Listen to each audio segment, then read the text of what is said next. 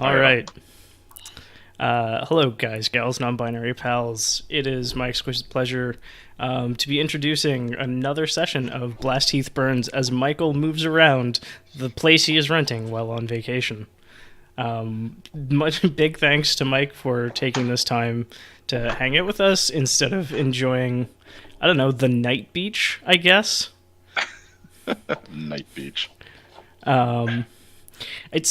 It's less entertaining than Night Court, but probably sandier. Which is basically dead, so it's continues to exist, unlike Night Court. I have a box set that would disagree that Night Court doesn't exist.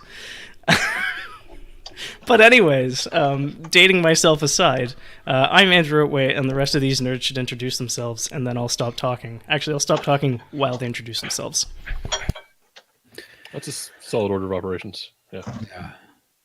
So hi, I'm Adam. Today I will be playing Magnus Luciano. Do we do all the details right now? We're just gonna do. I can't remember. Dealer's choice. You're gonna make that call right now, Adam. So I'll just roll right into it then. Adam, before you decide that, am I drinking Mike's some sort of black lemonade or Jack and Southern Comfort? I don't know, Mike. You no tell matter, me, no matter Mike. what you wind up, whatever you wind up drinking is going to be Mike's anyway, Mike.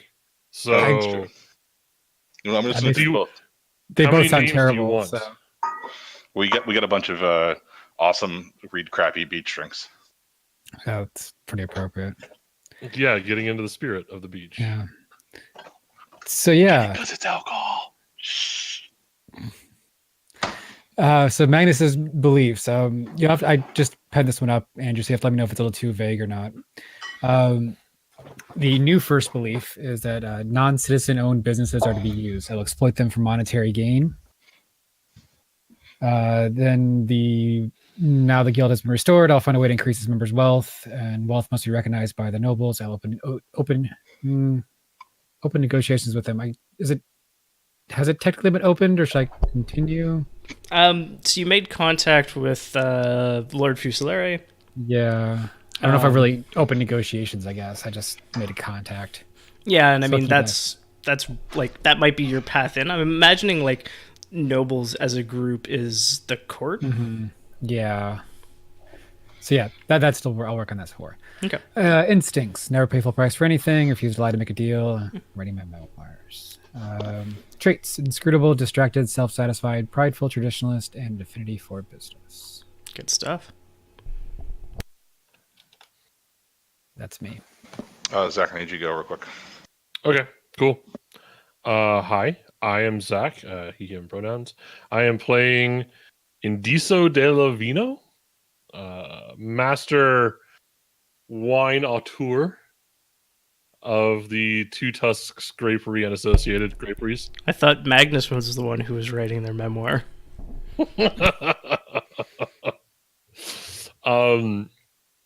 And so far I've walked a somewhat twisted path to get to this point. But I now have a grapery that is blessed ? By a perfectly okay orc god of wine and rot and endings. It's a shame that you took the poisoner thing and not like some kind of arsonist, because then you could have walked the path of a twisted fire starter. Or a cultist. But the fire starter joke is better. So my beliefs are the old god Pakun favors this grapery. I will consult with my clerical team about extending this favor to the third tusk, which is the other grapery that we are bringing into our network. Courtesy Magnus, actually. Yeah. You're welcome. Yes, thank you. I am building a great future for the grapery. I will use the tools I now have available to craft a spectacular vintage to cement our success. And my dreams have power and will show me the path forward. I will consult the Ancient One to better interpret this last one, it says the next one. But I got a dream at the very end of last episode. You sure did. My instincts are I will always accept a drink if offered and inquire if none is. I will look for cult signs in all things and I will always follow my dreams. Great. So this game is amazing because we could totally just play Graveyard Keeper with Burning Wheel. And, Yes. Like, I could just be the person that does graveyard stuff. Yes. I need a shirt that espouses how great this game is. I've got a pin. Yeah, I mean, that'd be great too. All right, Hi, I'm Mike J. Darkson. You might know me from this very podcast. I am playing my Lady Margareta Agnesia Luca Pasqualina, Bianca Florentia. See, I just added the name. Is it Florentia? Florentia. Lady Margareta Agnesia Luca Pasqualina Bianca Florentia di Fabri. And that joke is getting a little long in the tooth. I can't wait for the episode where you reveal that like Dead Space, the like initialism of her name spells out some like hideous truth of the universe. Right now it spells Malp Buff. So that's Malp. Malp. Her beliefs are: I will win my father's favor by inserting myself into the usurper's court. I will disrupt the usurper's efforts by getting access to their ledgers. All change is rooted in chaos, and I will sow discord by turning the usurper's own rules and traditions against them. Her instincts are to pry every secret from every lip, to never let someone get too close, and to always be network building. Her traits are your lordship, because she is a noble. He will have you executed if you what's that word? Mistitle me? Address. Misaddress me. She's prideful, traditionalist, and violent.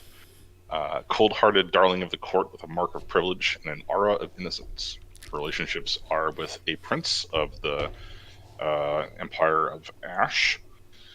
Not the prince, but a prince. And Timothy Cartwell, a dwarven usurper who is currently the bearer of keys, and the holder of notes to be burned, and I'm trying not to hurt at the moment.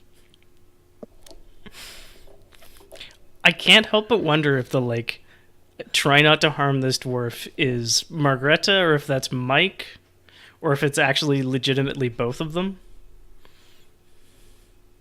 Porque no los dos. Right. Oh, this is truly vile. Which one's that? Mike's hard black cherry lemonade. It tastes like lip gloss looks. Ugh.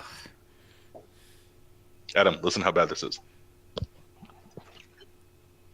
Oh. Remember to like and subscribe, kids. Like, share, subscribe for more of this quality content and others. Check out That D&D Podcast, wherever fine books are sold. We're on the beach now. That's true. We're We're coast to coast. That's right. You can find us anywhere in North America in 5 select cities. I have previously described us as spread across North America like a thin film. Peel us off your country today. It's accurate. I think it was to someone in the UK, and the response is just "ew" with like 7 W's. Or like a U because it's the UK.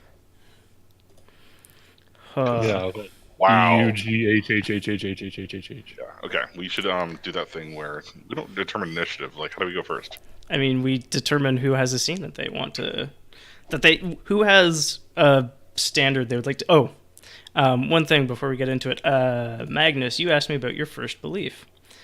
So there is a concept in this game where you have a belief that's like easy to work towards but functionally impossible to achieve, which effectively you just get to farm for fate, and so colloquially they're known as fate farms. Your first belief is a fate farm. That's not a bad thing. It just means until you change it, you're unlikely to get persona out of it. Okay. So. Yeah, I'm fine with that for now then. Okay. Yeah. I definitely don't mind. So yeah, just let me know if you want to change it, and then we can. Sure. Does anyone have a scene they'd like to put forth? I have so much I have to do. But I think I start by like taking another one of my midnight trips to go see the Wizened One of the Woods. Before we really get into it, are we angling for a time skip at some point during the session or after? When it makes sense is kind of what I'm Okay. going for. I mean, I'm as new to this game as everybody else in this call, so I'm kind I of sort- just. Yep. I don't know how in theory how often you should be jumping in time, or if it's always just whenever the fiction demands. It's kind of, yeah, when the fiction is like, okay, things right now can probably pilot themselves for a few months, sort of fictionally. And then you're just like, cool, so let's just elide those few months and then see what happens. Okay. Sorry, Zach, go right ahead. All right. I mean, I'm imagining I'm in a cart with Tusk and Tusk, and we have like I'm sitting on a fairly small keg, a cask of wine. That's sort of the latest. How much wine do you have left? Well, we just did. I believe the last time I at least started the process for a new video. Because you've been doling out grappa for a while too, though. I have been. I imagine I would have saved some of the good stuff back to give to the old lady in the woods, because this is why she deals with me. Like, this is really the only thing I have to offer her. Oh God, right? You murdered that. I nailed that the very last vendor roll. That's 5 sixes. Good Lord. Yep. No, I'm gonna have to start aiming higher, honestly. Yeah. Like, okay. I'm gonna have to start naming, because the book only goes up to 5. Mm-hmm. Well, I mean, and then I can start modifying it, right? Like if you want to like have like Pocken blessed wine or whatever. Exactly. Then we either start doing link tests, or literally you have like divine inspired modifiers to your vintnery. Well, I gotta roll at least one challenging test here at some point, so it needs to be hard. Yeah, so this is probably like, I imagine this is the last one. Sorry, the way you said hard made me think of Mike's awful Mike's Hard drink. And you're just like, you get into like the hard lemonade business. Oh, God. I'm like building the infrastructure for it too, right? Like, right. We're mass producing drinks here pretty soon. Is it gonna be just like grape juice with like hard distilled alcohol put into it? It's essentially wine coolers, yeah. It's gonna be great. We're gonna be the Bartles and James of the Thundering Valley. Okay. Tusk and Tusk. Huh. I feel like if this was D&D in some form, I kind of want to waylay you on your way. Like, it's the woods, it's night.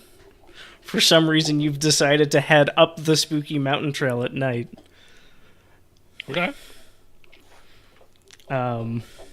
Is it me? Do I jump out of the bushes and say boo or something? I mean, if you want it to be you, I was thinking like owlbear. Oh, I mean, owlbears are way more exciting.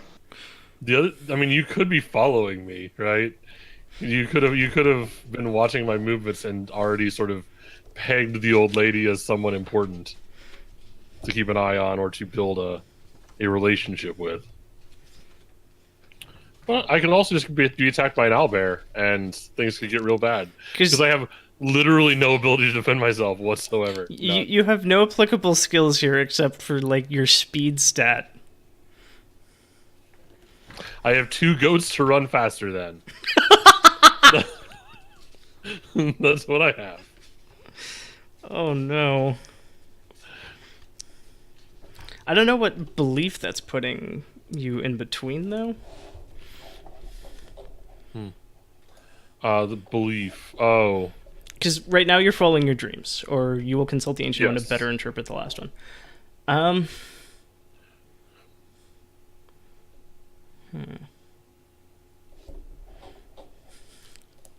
Maybe it's just bandits.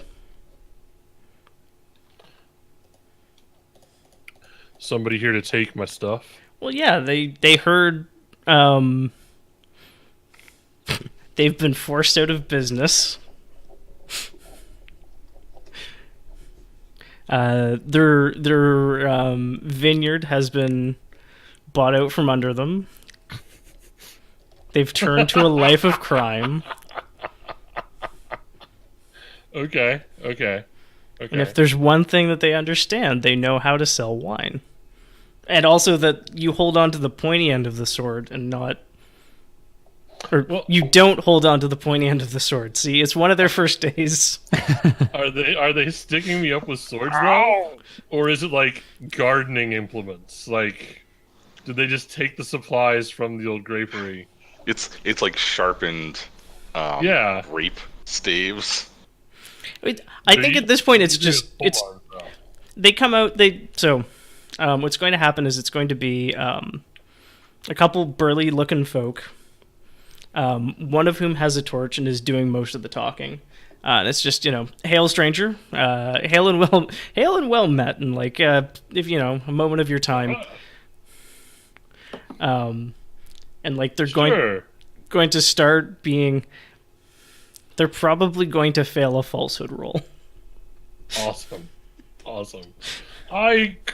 course I have time for strangers in the woods at night with sharpened sticks. Are those sharpened sticks? I mean, one of them's definitely like just a hoe, like for tilling a field. It's a fine implement you have there, sir. Would you folks like a drink? We'll take all you've got, if you're offering. Well, I can't offer that much. I do have at least a little for each of us, though. Oh. Hold on 1 second. I'll, reach down and, grab some glass that I clearly... for just such an occasion. This feels like you're trying to persuade them out of mugging you? Essentially. I mean, I think something's up, but this is totally Indiso's, native response is okay, I can talk my way out of this. I can, bullshit my way out of this, right? Okay. Gentlemen, or personages, since I don't know if they're... at least, I think I'm imagining 3 people, and it's 2 ladies, and the guy is holding the torch and sort of leading the conversation. Tiny human. Oh, it's another tiny human. Hi, tiny human. Hello, tiny human. Please, good peoples. Hello, Hands. Hi, Hands. Adam, I didn't know you lived with Cousin It. Simple good peoples, please have a sit. Gesture to logs around, I guess. Please have a seat. We shall drink together on this ominous night in the woods. Great. And I'll start handing out glasses, and I'll pour. Okay. Let's see the roll. What even roll would this be? This feels like persuasion. This feels like you're basically telling them, listen, I can get you a couple drinks, and then I go my own way, and you don't have to, do this whole banditry thing, because they're not good at it. Okay. Yeah, while I'm pouring, actually, I will sort of ask them, talk, just be making small talk, essentially, and actually be talking about how I've recently acquired a new holding, and I have not even laid eyes on it yet, but I hear that it probably needs some work and potentially even some new hires, because it sounds like a lot of the workforce has walked out. Oh, we didn't walk out. I think they say "milord," but it's barbed, right? Okay. It's the you're that guy. We can hurt that guy.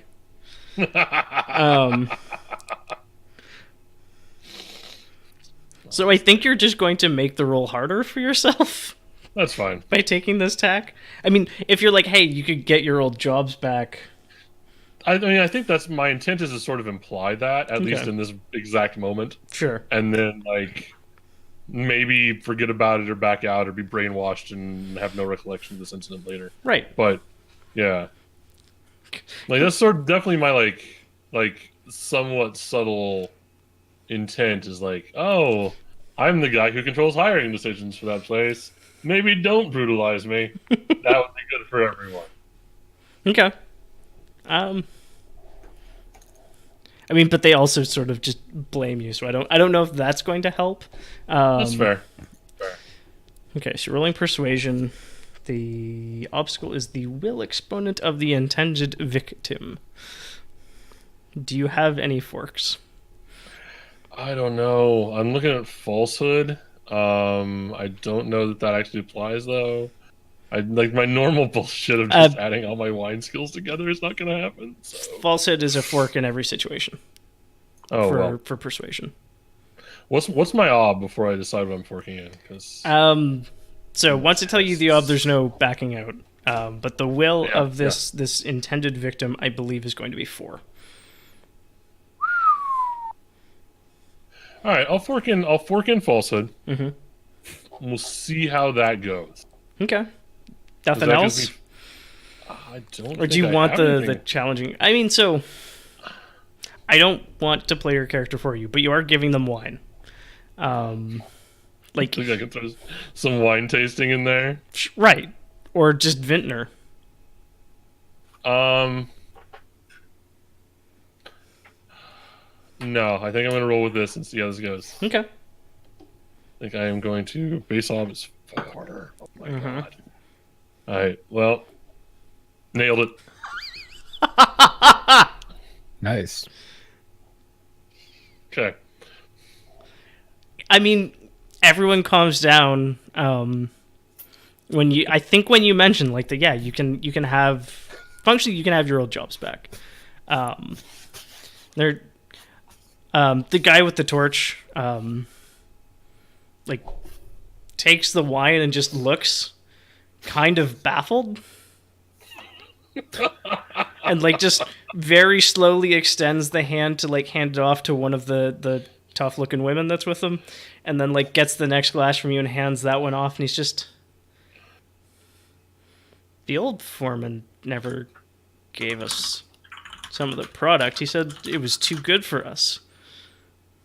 And like, well, that individual sounds like a terrible boss. well, and like swirls it, holds it up to like the light so you can see the legs, like takes a spits off to the side, like, oh god. He's, oh god. And just like, you'd really do that for us? It's a whole new paradigm at Two Tusks Graperies.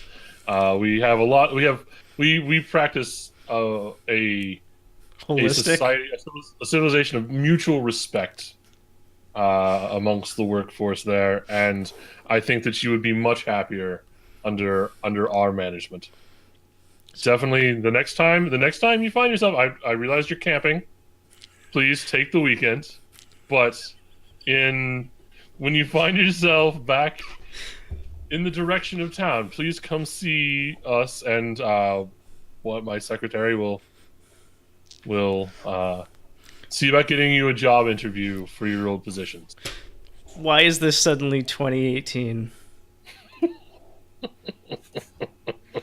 Also, I just want to point out that Jordan in chat said weekend at Burning Wheel, which... Oh.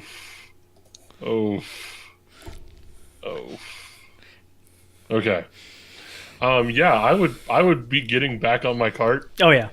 I'll leave this bottle and I'll like go to my backup bottle. Like, yeah, here, finish this. This is my gift to you. Enjoy the weekend. Yeah. Take the weekend. And then I'll just get back on and like hope the Two Tusks drive away, because I have no skill at driving carts either. So, yeah.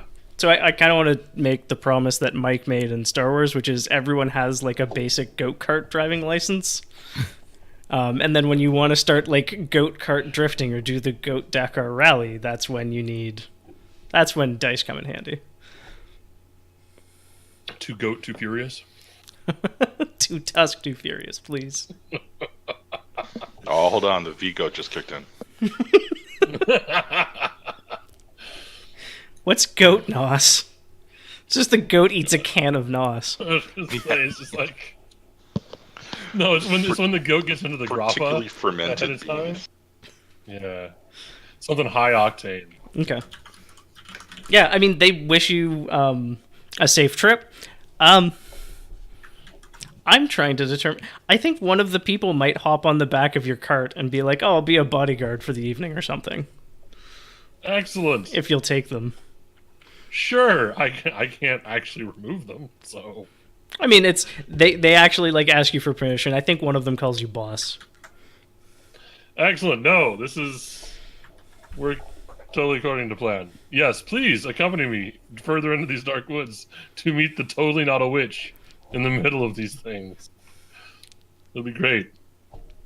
My name is Indiso.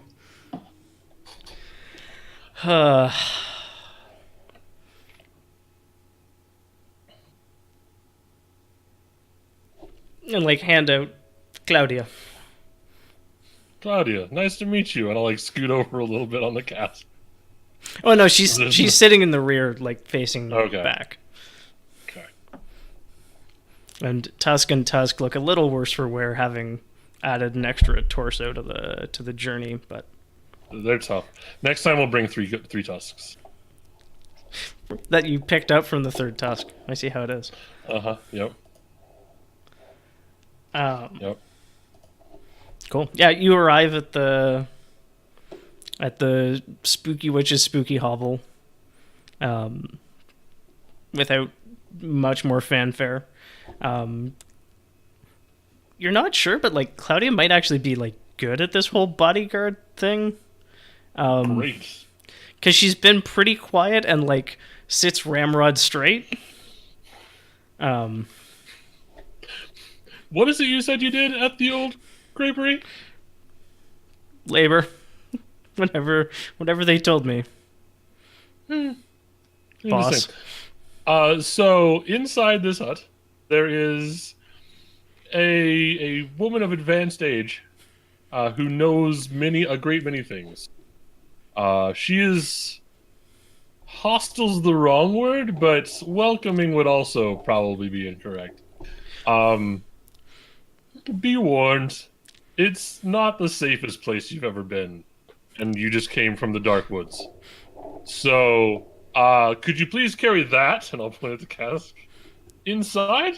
Well, like, you go to point at the cask, and it's just not there. And the old lady's, like, just hefted it off of the cart. Jesus. There's the trough is full of water, again. I see our arrival has been foreseen. Hail, O wizened one. I come seeking your counsel.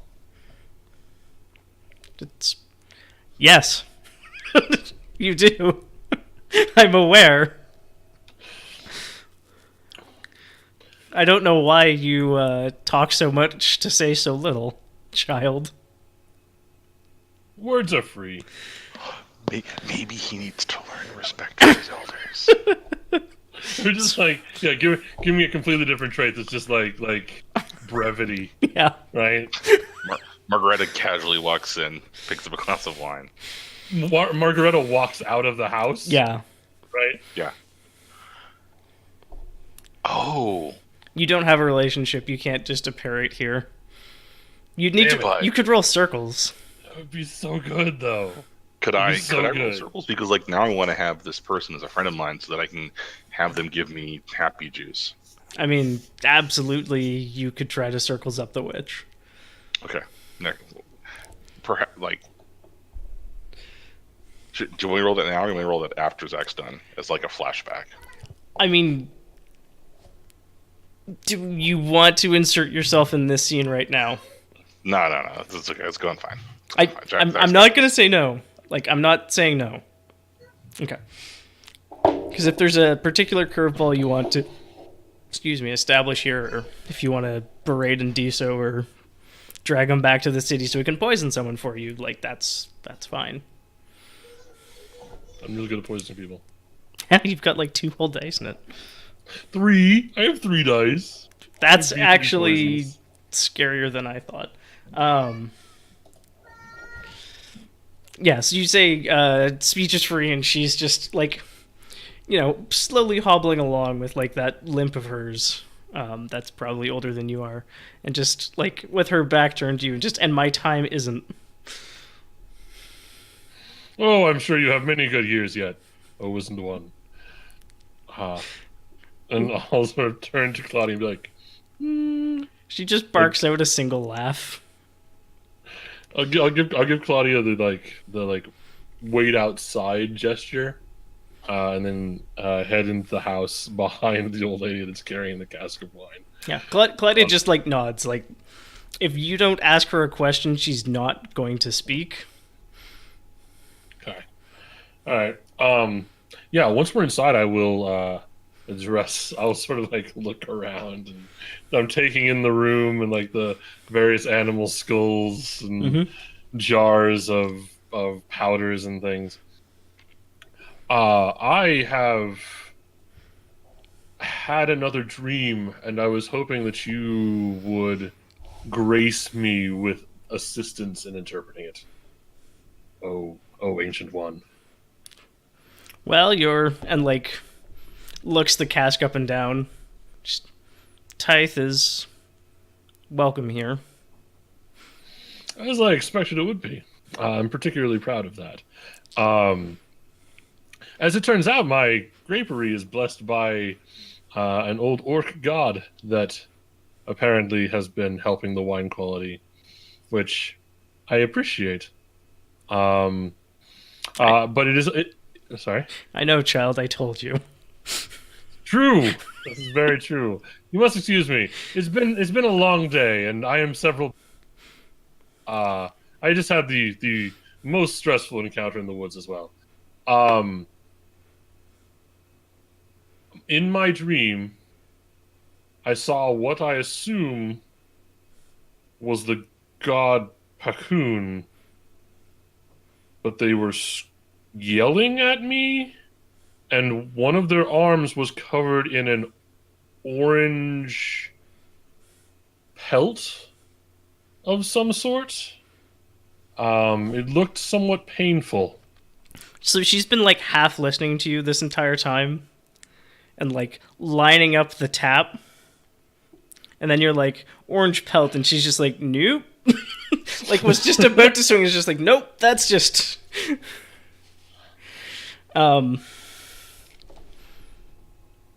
probably curses in a language you don't understand. Awesome. I have tried to interpret this sign myself, but even with the intensive studies that you have put me through, this orange pelt meant nothing to me. Do you have any understanding of what it might mean? Child, I taught you many things. Some of them were even history. Most of them were useful. Whether or not you were paying attention is in the past. I know I taught you your history. I know I taught you what happened south. I know I taught you what the rod is. I have heard of the rod, yes, but... there's like inklings of just like weird like orange fuzz, and you're just like, huh. Yeah, and like it like spreads, and she's like, fire is what you need. Fire cleanses the rod. Hotter the better. With extreme prejudice. Now, lay down, and like instructs you to lay down and like drink this, and just like this like vile liquid. God, the last time we did this, less talking. Like, you're not sure if this is useful or not, or if she's just like, she enjoys just fucking with you. Yeah. I will play along this time, Aged One. What is it that you want me to do? I need you to be silent so that I may think. And this always stops your tongue for at least 5 minutes. We're gonna play the quiet game. Basically. She is functionally handing you a tablespoon of peanut butter to stick in your mouth so that you just shut up. Yeah. Okay. Yeah. And it's No.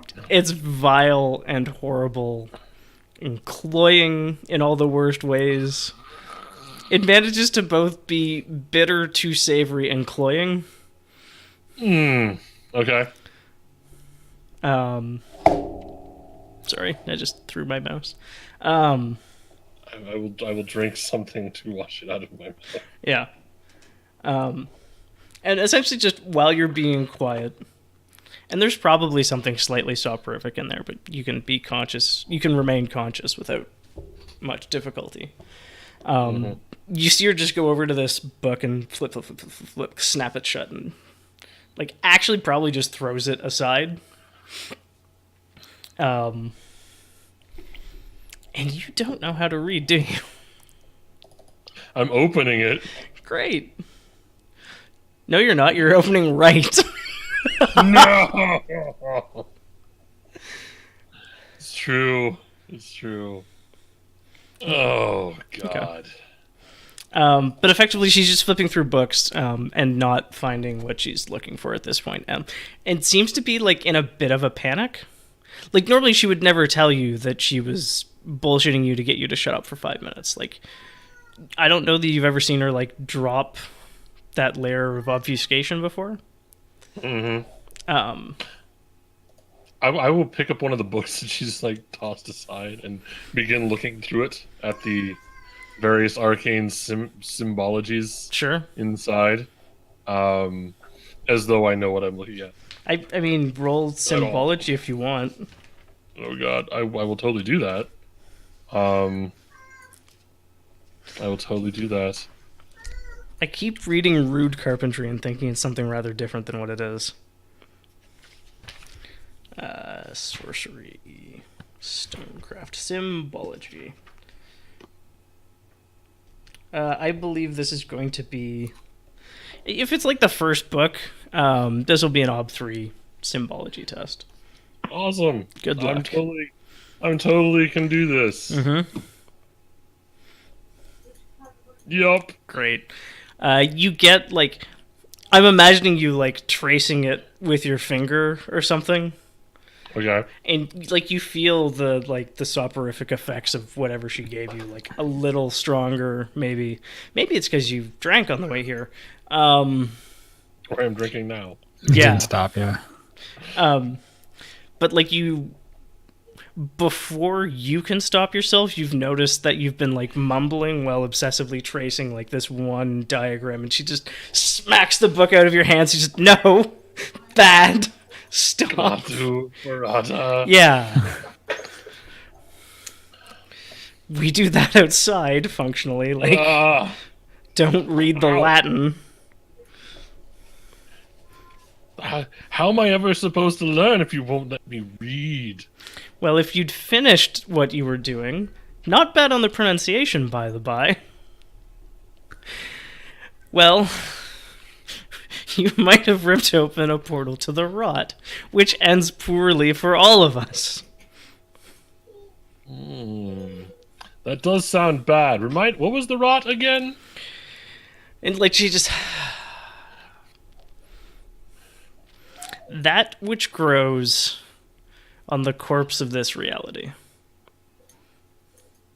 It grows fat from our stagnation.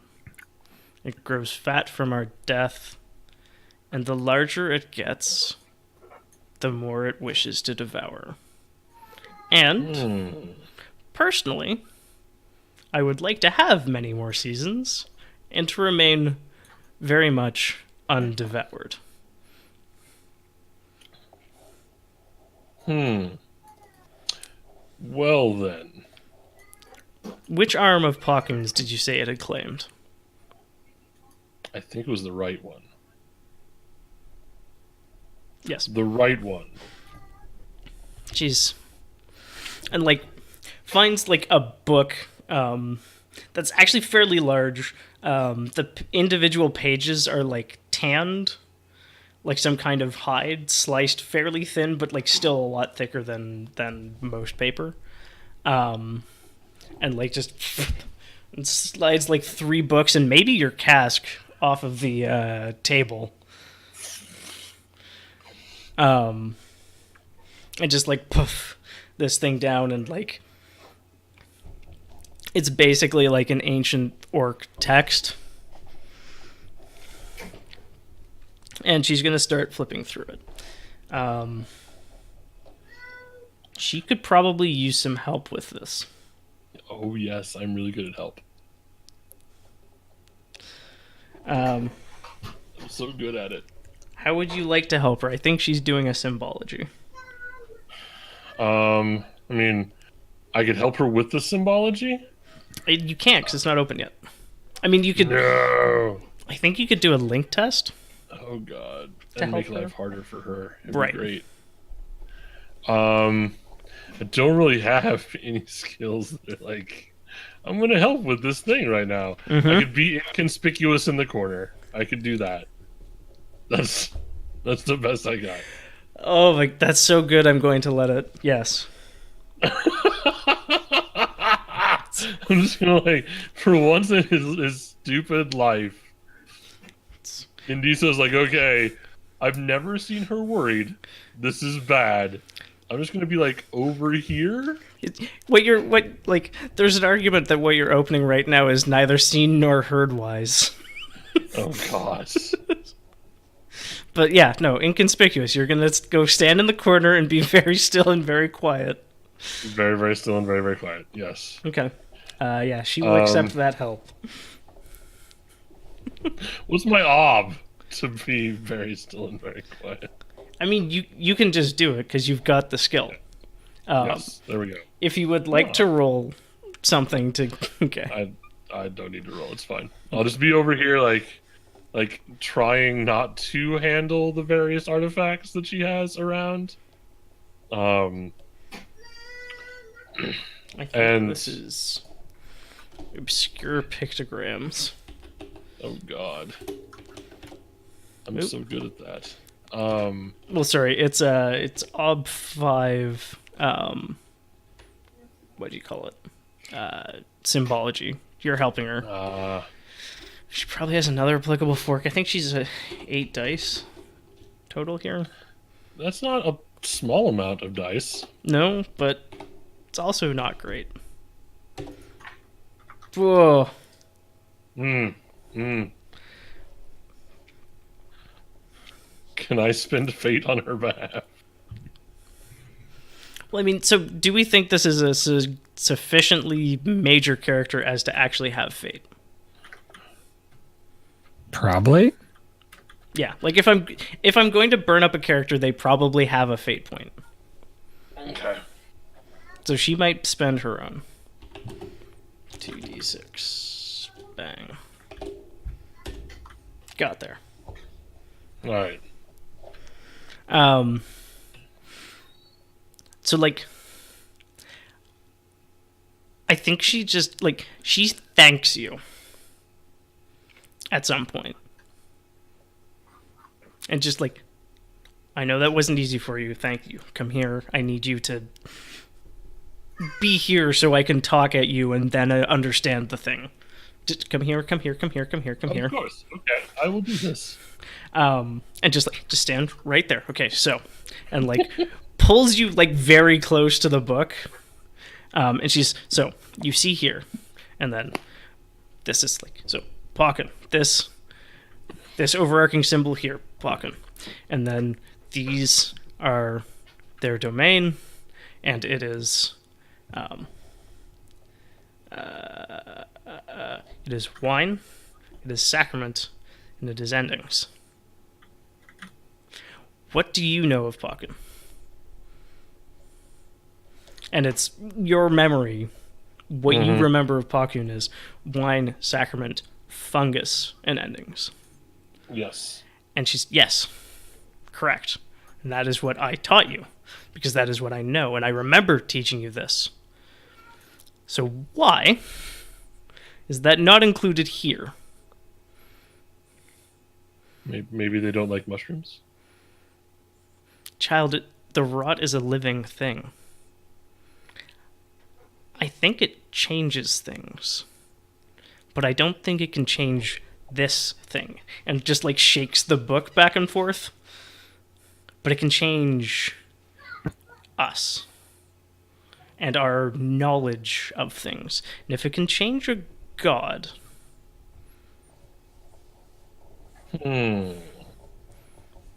Okay. And she just like leaves that hanging. So, Pakun has been changed by the rot. That and is, the fungus lives in his arm. That is what I believe to be true at this point, yes. Okay. Well, what does that mean? I think it means we need to figure out how to burn a god. And then we just, like, cut.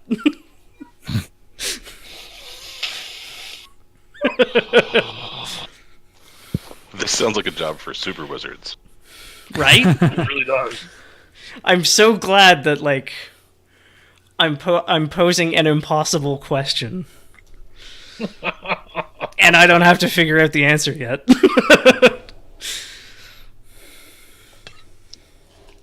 Wow, yeah. I will pour so much 70 proof alcohol on it and light it on fire. All right, Adam, do you have any tangentially god-burning related stuff to do? Yeah, so who wants to follow up that act? Absolutely not. I mean, So, like, where did we leave off with Lady Margareta last week? It was like, So you I had tortured a guy. you had spent some time with you didn't torture, you interrogated. You're right, it's not Because torture. you don't know how to You torture stab their yet. hand. I mean, I think we argued that that was like disincentivizing them trying to murder you. Yeah, no, I was definitely not murder, torture murder. I mean, I think we know you're not a good person. The really terrible thing though is that the portmanteau of murder and torture is just murder or torture. Mm. You just Murder go orchard. It's torture like where Zach grows his or wine. murcher, right? Morture? Murcher. One does not simply walk into Morture. Mike, might I suggest buying real drinks tomorrow? I drank all the real drinks. That's why I'm drinking this. I also have vodka and sriracha vegetarian sriracha Bloody Mary mix, which is hotter than God. We could use that to burn a god. His tongue. We'll add that to Yeah. the grappa, and then Yeah. we'll give it in an offering to Pakun. So So you had a conversation with. So you got. Basically, you softened up the subject to a point where Lady Anna Toreno could get the answer out of him that she desired. You cornered her, and you were like, "Okay, so what is it that you want? Like, what are you getting out of this? I want your deep dark secret." You failed the roll, but you still got your answer. It was just like, she's kind of just in this to hurt people. right, and that's not super satisfying for me. Right. It's you got the truth, and it's like real, like it's worse, right? It's, But maybe that was Bell's jam, but all right. So let's see. So I know where this guy is. Okay, so like, what do I know about the dwarves and the usurpers? Like nothing, right? I mean, what sort of questions do you have? Okay, so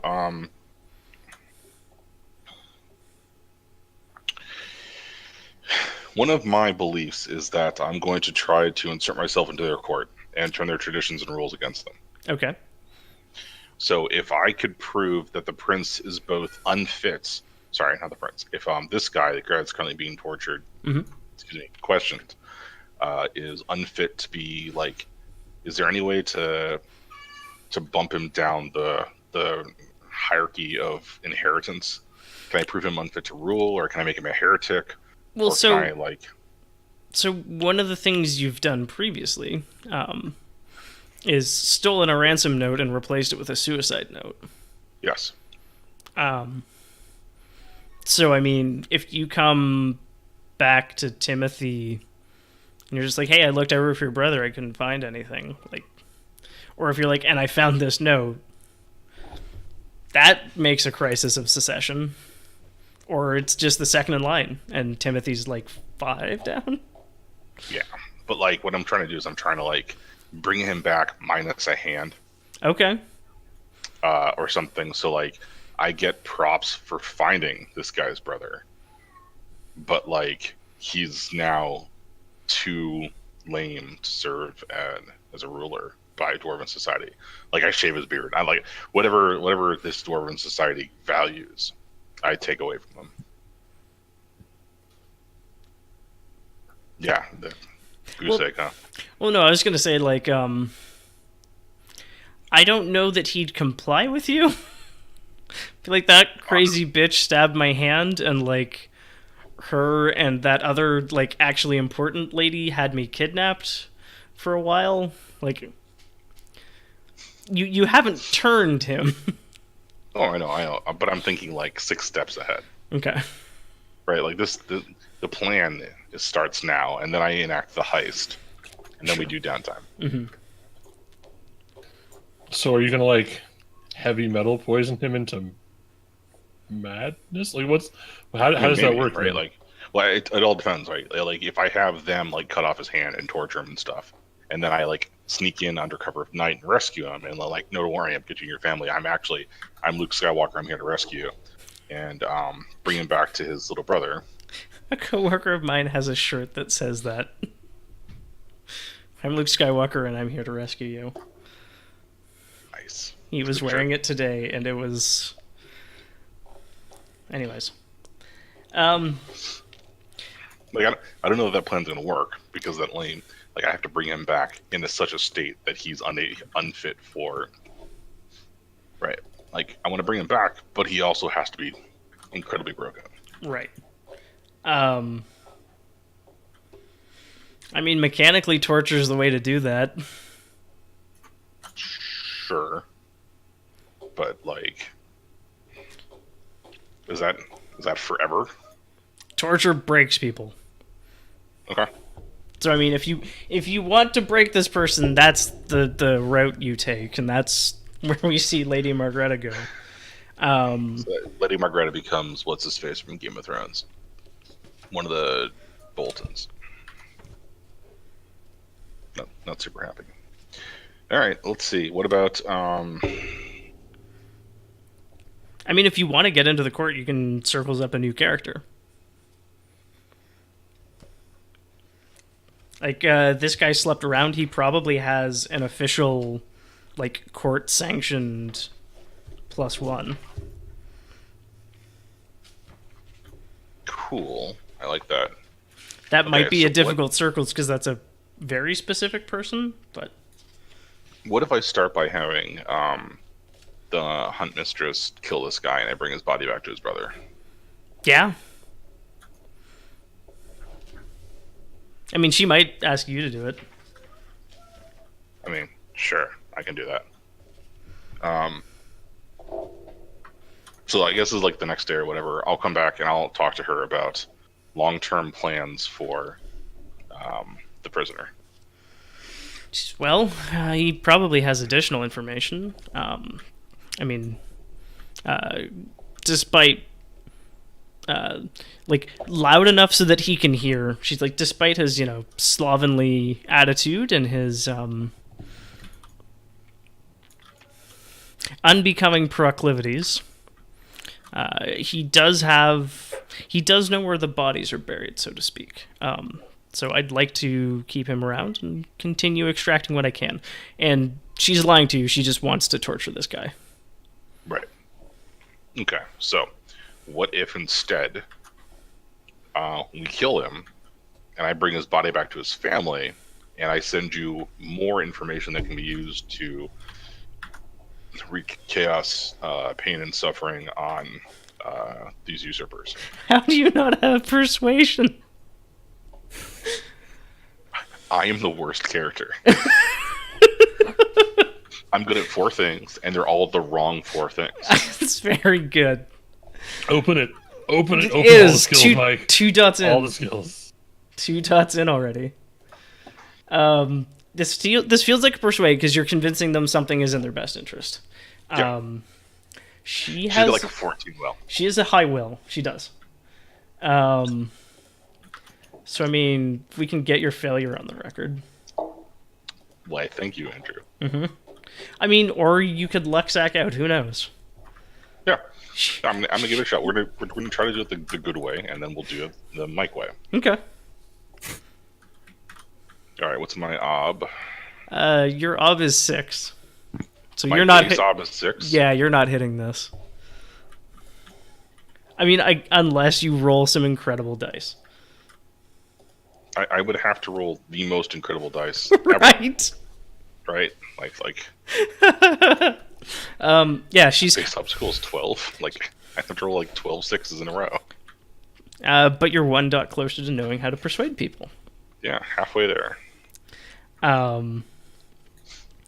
And she just, no, and like looks you dead in the eye and lies to you again. And just, no, we wouldn't want to risk you in such a delicate situation. No. That makes perfect sense. Do you care particularly for the guard at the door? I think she just calls him like Bruiser or something, right? She's Bruiser. Why, he's one of my more loyal men in my service. I trust him implicitly. That sort of thing is difficult to replace. Good. And she like quirks an eyebrow at you. So, like, I don't actually have. What is it? I foolishly left my book at Not the Beach. Okay.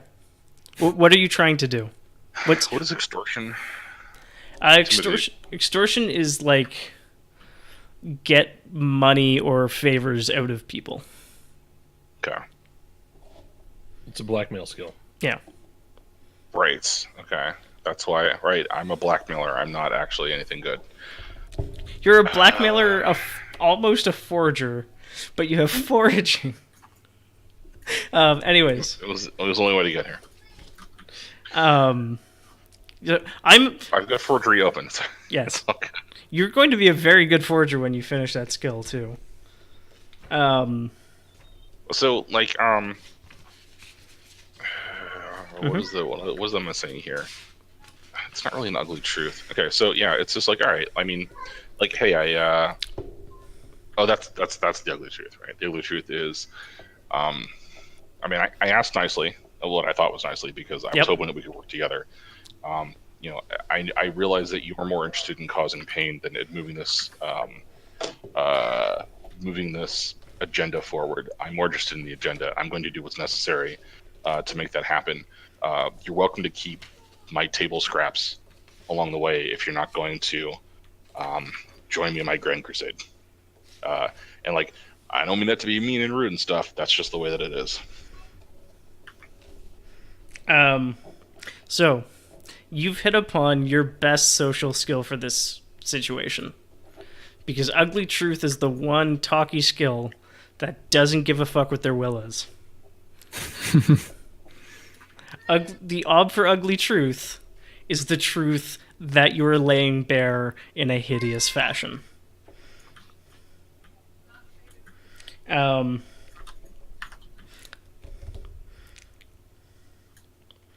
you are stating the obvious worst outcome. I think this is... I don't think this is ugly truth about a complex political situation. I don't think we're that difficult. I think it's going to be... It's about a person, right? This right. is the ugly truth about who she is. Right. She's not a revolutionary. She's just a petty sadist. Yes. So I think that's ob 2.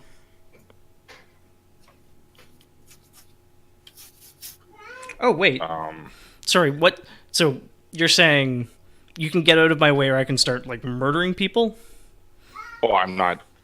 I'm saying that you can join me on my grand crusade, or be left with the table scraps of what I leave behind. It's very much a. I'm not telling her that I'm going to start killing people. I'm telling her that I'm merely implying it. Right. No, so, like, This sounds like you are stating the obvious worst possible outcome. Probably. That's ob 1. I probably don't need to fork anything into that, huh? That's up to you. I don't even remember what I can fork into Ugly Truth. Man, I really just need, like... Intimidation and falsehood. Might as well go all I out have because falsehood and intimidation. No, I don't have intimidation. You don't have I gotta open intimidation yet. Okay. You're opening Ob 1 intimidation. Ob 1 is only going to be a routine check regardless. So just like drop as many dice in that pool as you can, just in case. Wow, well that was good. I got rolled 2 successes on 4 dice. Mm-hmm. I mean, that's what you can expect because it's a 50-50. Right. She does that thing where, like, she's going to say something and then stops. And then she's going to say something and then she stops. And then she says,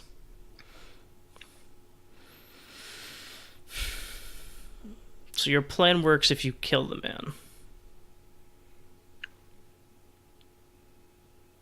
I'm going to make it look like a suicide.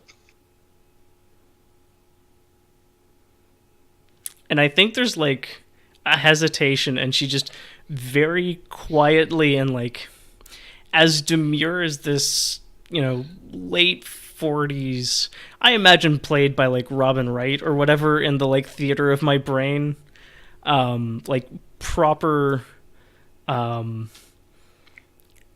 could probably give you a run for your money in a fight to the death old woman, just, like, demure, quite frankly, says, "Can I watch?" I mean, of course. But, yes. And, like, you you've can, basically because- just forced her to adopt, like, to actually publicly adopt a trait.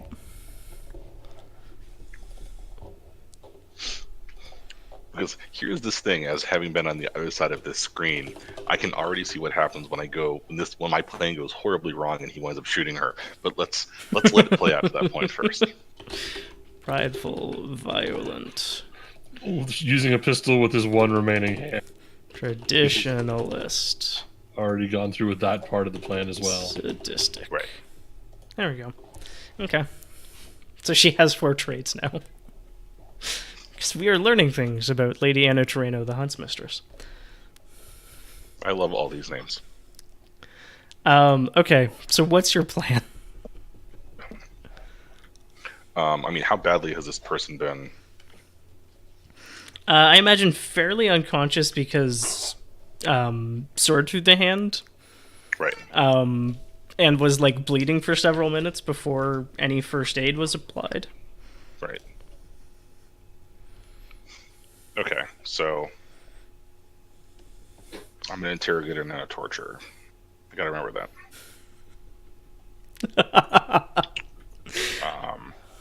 I want to clip that so we can play it back in 10 episodes.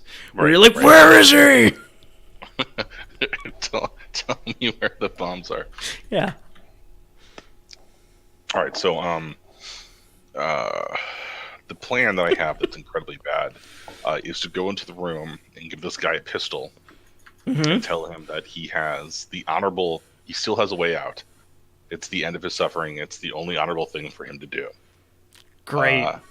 If you kill yourself now, you can save yourself from constantly being tortured until you die, or the sword or the pistol or whatever. But wow. I do that, and that I'm hoping that's ugly truth. Yeah. I was honestly leaning persuade because you're just like, hey, this is in your best interest, which is what persuade is. Yeah.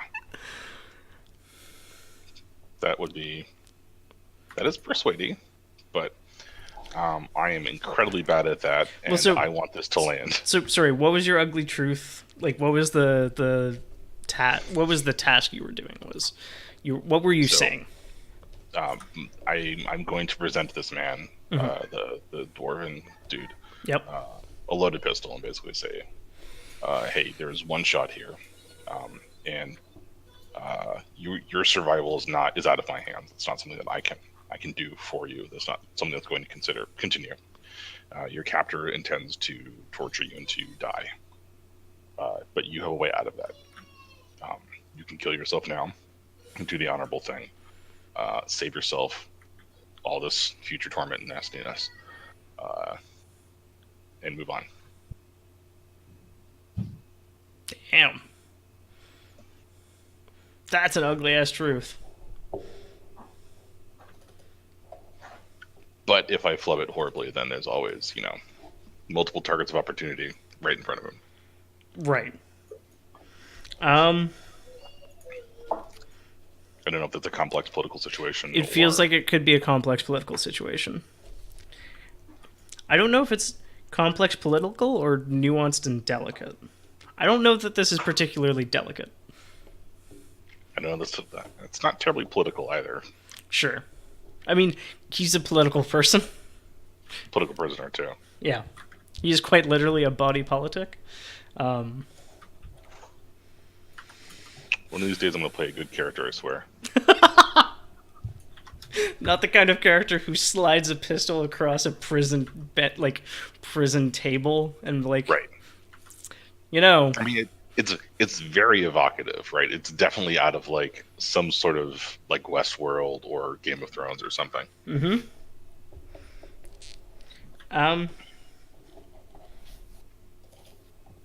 Yeah.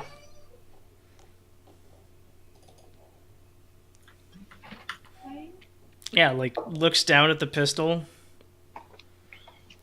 looks you straight in the eyes. And I'm I see them myself across from them. In the same place where we had our earlier talk. Mm-hmm. And Anna's kind of hovering, just off to one side.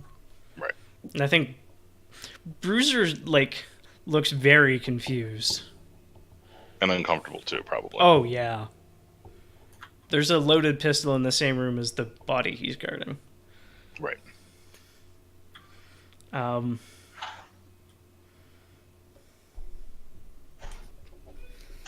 Okay. Yeah, I think it's Ob 3, Ugly Truth. What would you like to fork in? All the things. I mean, Okay. but only thing I can fork in is Well, you can make arguments for things.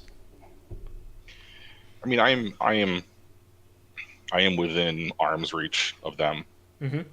and I've dissuaded them from taking rash actions in the past. Yep. Yeah, no, you can have an advantage for that, absolutely. I still have my sidearm. Okay. Where did this pistol come from? Oh, I mean, it's Or your sword? Yeah, sword. Okay. And the old fanciness more version of sidearm. Okay. Well, so I think you can fork one of your weapons, and probably firearms is the better choice here. Okay. I'll fork in firearms. I'll fork in. What was the other thing we said that we could always fork in Ugly Truth? Falsehood and intimidation. Yeah, it's not really false. No. And I don't have intimidation yet. No. So, can I have a fork for my past actions? Yeah, no, you get the advantage for that, which is a die. Would you like to So spend? So you're getting 2 bonus dice right now. Okay. If you'd like to spend Persona, so if this goes wrong, and he shoots you, and it would kill you, that Persona point can keep you alive. Right, I'll hold on to the Persona. I'm not spending a Persona. Okay. I just. So am I? But you can also spend it for an extra die, so there's less chance that this goes wrong and he tries to shoot you. I think this is way fascinating, more interesting if it goes wrong. So Yes. I mean, both ways, right? Mm-hmm. So ob 3 or ob 4? It's ob 3. 3v3. Oh, but I got three sixes I don't need to reroll. Mm-hmm. Oh, I forgot to mark routine. I think you're at your cap. I am not my cap, yeah. Okay. I'm gonna find somebody to lie to tell bad things to. Mm-hmm. I gotta tell badder truths, I guess. Yeah, no, he looks at you. He looks down at the gun. He looks up at you. It's And just it's like- a bad hand, but the next hand you're dealt might be better. The next game you play, the next time you're dealt into a card game. Do you actually believe? Like, does Margareta have actual faith in, like, an afterlife? And just, yeah, like, shaking. His hand's going for the pistol. And he picks it up. I mean, we all do, right? As part of the setting, like, we believe in the bearer of the gun at the very least, right? Like Ash, right? Like, I tell you, it's a good death, right? These pistols aren't Ash blessed, but, all guns are. And, like, I imagine this thing is, like, fucking, like, the barrel on this thing is huge, right?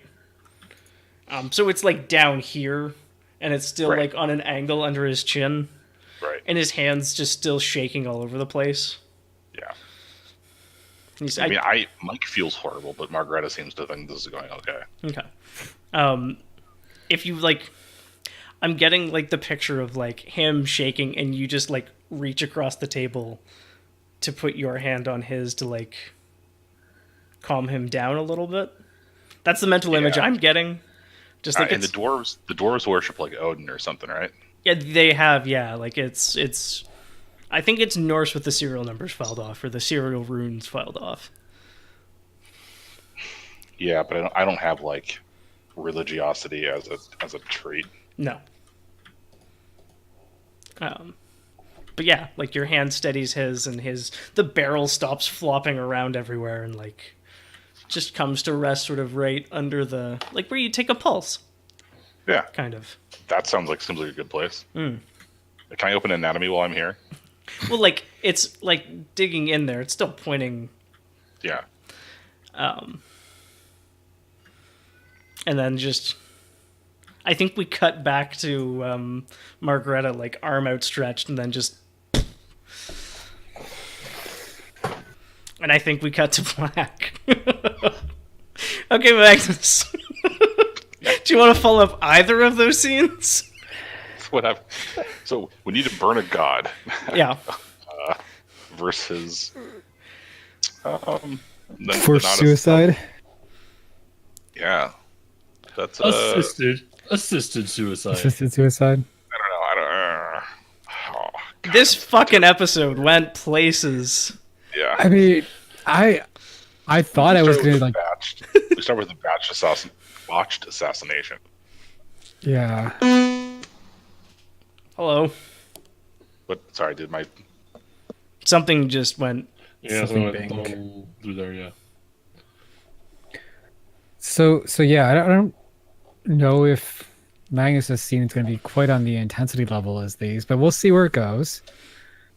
I think Magnus is basically starting a mafia now, I mean, okay.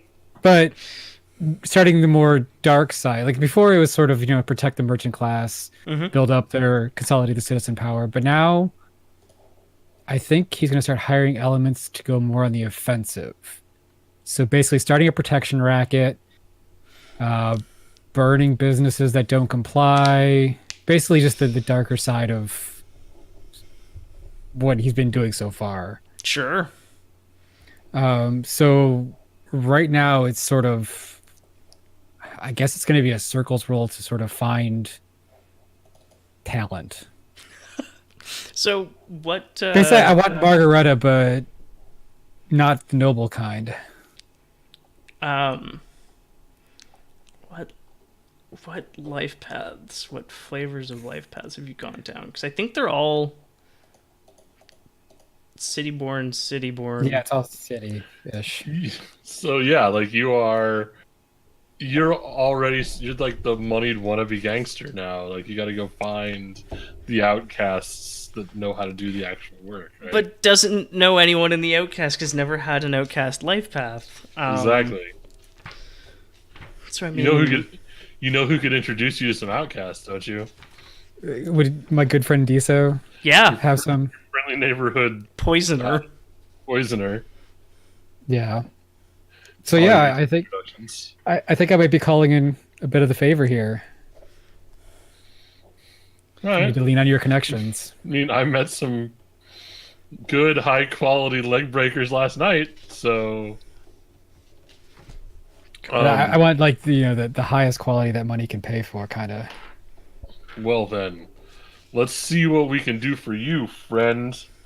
God, I'm looking at the life paths in City Builder in City, in the city setting, and like I'm picturing you like going up to like a duelist at the dueling school and being like, "Yes, hello, I would like to hire you to perform crime."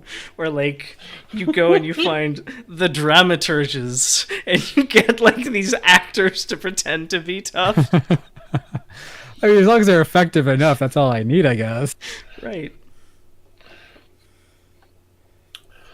I mean, yeah. If you want him to, Indiso will totally, because he does owe you a fair amount of time, right? Tear himself away from construction on the graperies to come down and do we have a waterfront for me to like troll for toughs? No, it's No.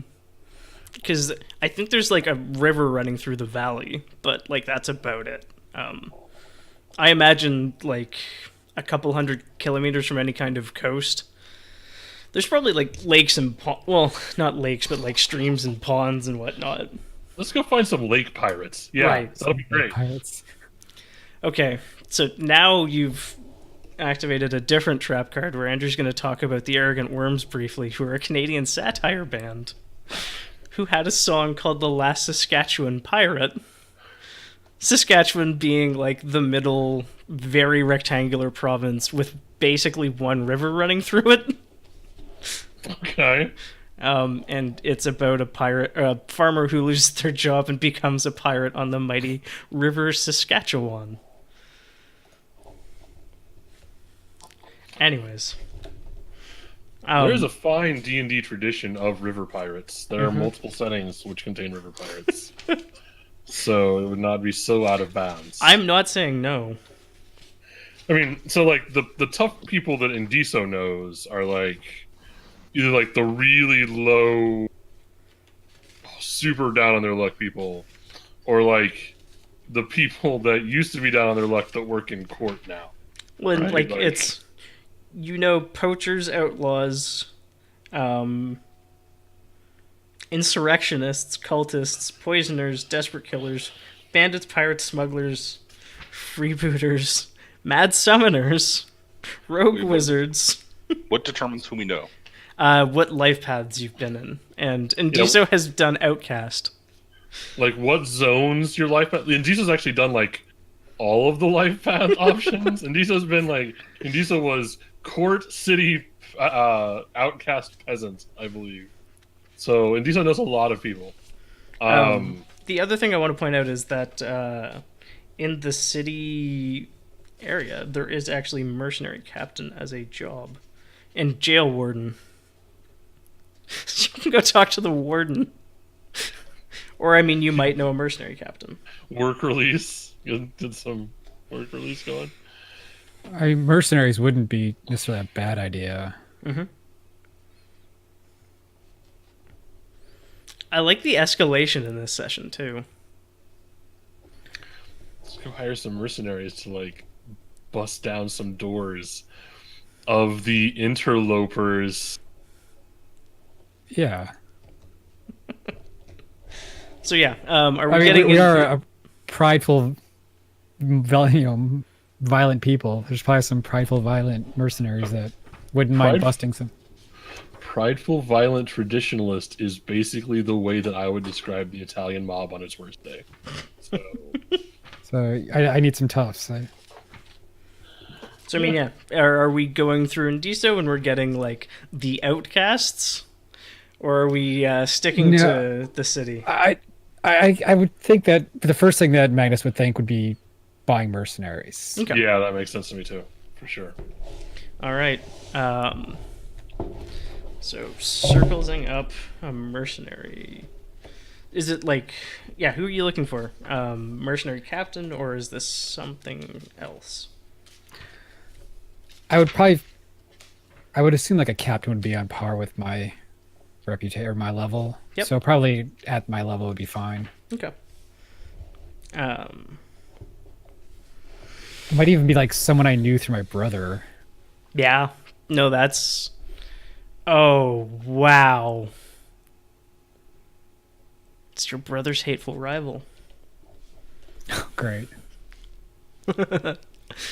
You know, like, we get the old sword training montage. It's your brother probably looks curiously like you, like back then, and so like we get a scene of like someone who looks like Magnus, like easily 20-30 pounds lighter, and like knows their way around a sword, but like Magnus looking at like 16 sort of thing.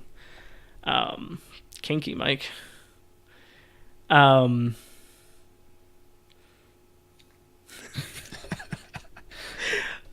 those of you playing the audio version, Mike just made a face and is muted. Okay, so this one tastes like... It is a very orange liquid in a clear bottle, and the bottle is labeled Kinky.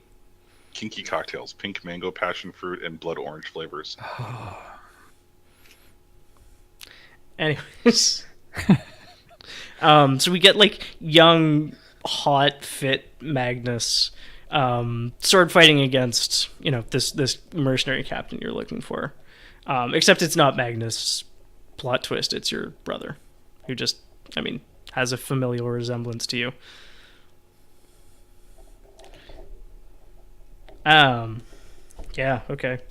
So I think it's an uncommon occupation. Reasonable.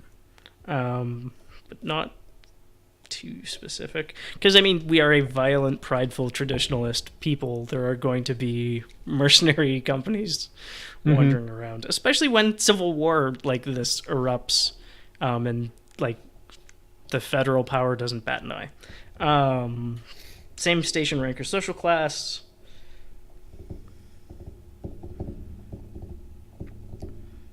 Probably with like common knowledge, because again, violent, prideful, traditionalist. Yeah. And where are you looking for them? In town? I would imagine so. Okay. I would imagine that they'd probably have like a headquarters or something, or they'd have a... Yeah, they've got like a home base or something that they work out of. Yeah. It's like very Warriors Guild in Skyrim I'm picturing, right? Like it's right, yeah. 80% bedrooms and like 2 offices. The werewolf guys. Spoilers. Yeah, the Oh, jeez. the 100 companions or whatever. Yeah. Yeah. Cool. So that's 1, 3. I think it's only like 3 or 4 odd. Let's say 4. 4. I'm forking reputations and affiliations. Yep. That's all I can, I think, for a circle. Yep.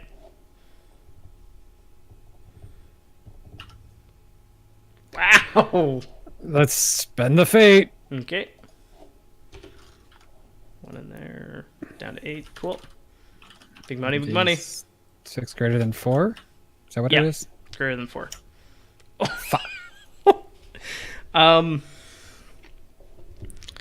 think they're out on a campaign. Like, you drop by the headquarters, and yeah, there's like a sign on the door, and it's like, "Gone Skull Kraken." Okay, well, we'll just put a pin in that plan and try again later. Okay. I mean, alternatively, like, Indiso knows some folk. And you're muted.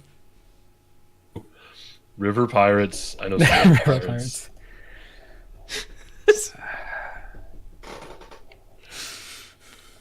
I'm imagining, I like, could have somebody too, right? like these wine-drunk river pirates. Yeah, I'm just thinking how bad it's going to go if I go with Indiso's crew. Well, I think also, like, yeah, Margareta might know, like, some sort of land-bound privateers that would be happy to hire themselves out to go mess up. I mean, yeah, just listening to Margareta's skill set and what she's building, that sounds like the people that I want to hire, if not her leading a band of people herself. So that's an option too. If Margareta, if you want to start a band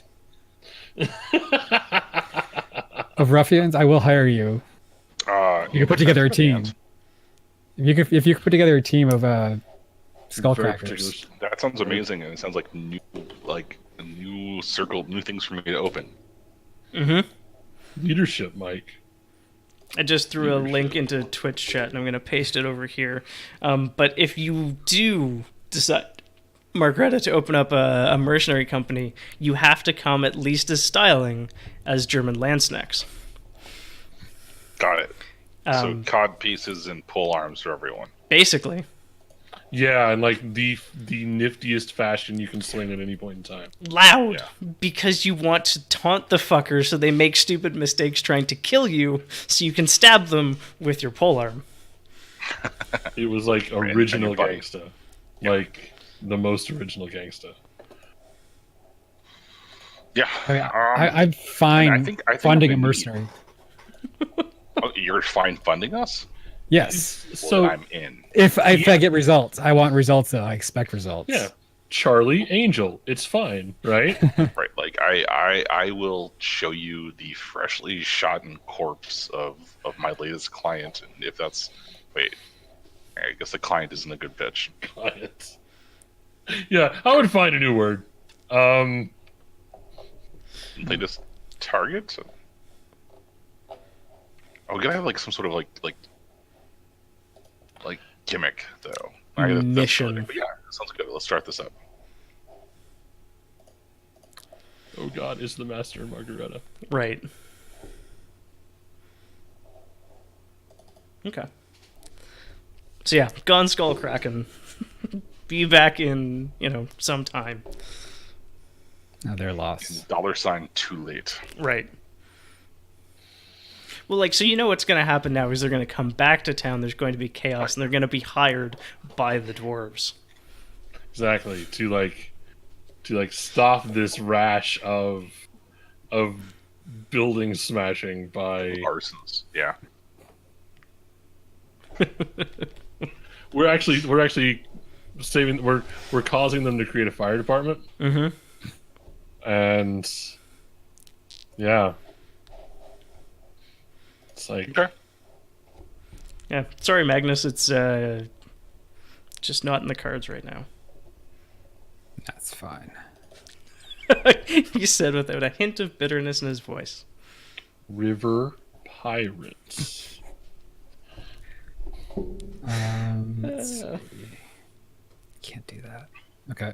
All right. So how do you hire me to start up a band of mercenaries at your disposal? I mean, I think first Margareta needs to circle up a bunch of friends from her old military days. Yeah, I think. Oh wow, yeah. If we're doing this like in order of operations, though, like, shouldn't Magnus here's some funds? I think that was the resources roll that just coincidence. So yeah, basically what Magnus does is he calls up or arranges a meeting with Lady Margareta, very respectfully, of course. Hands her a briefcase. Because you know where she lives now. Because you put her up. Oh, I did. Yes, I come a calling. Yes. With it, I just have my man, my personal servant or something, a manservant. I was gonna say, do you already have like shaded, flat topped body, like crew cut bodyguards that do these things, or? I'm sure there's probably a scene somewhere where I've hired personal bodyguards too, because that's something I have talked about. Is his name Ken Hendricks? Do you call him Cujo? I was thinking more Faith and Mercy, the Lex Luthor's bodyguards from the comics. Ooh, wow, yeah. See, when I think bodyguard, I think Joy from Blade Runner 2049 now. Was it Joy? No, Love. Because Joy was the VR construct AI thing. That's right. And Love was the Love was the horrifying, like, woman-child thing. Like, if you actually think about that... Anyways, I like that film a lot, and Love, the primary antagonist, actually exhibits a lot of childlike behavior in it, which is kind of more terrifying. Anyways. It's an interesting movie. So you have made a fund. No, it wasn't a fund. It was just cash. Okay. Just. We're only throwing cash at the problem. Cash. Yeah, this is not something that I want tied into a reoccurring fund. I'd rather have this off the books. Exactly. I don't want a paper trail for this, right? Yeah. So no taking notes of the criminal conspiracy. Yeah, exactly. No. Well, So yeah, none so of like us can read or write then, right? I can read and write. It's fine. It's just you. Just you, yeah.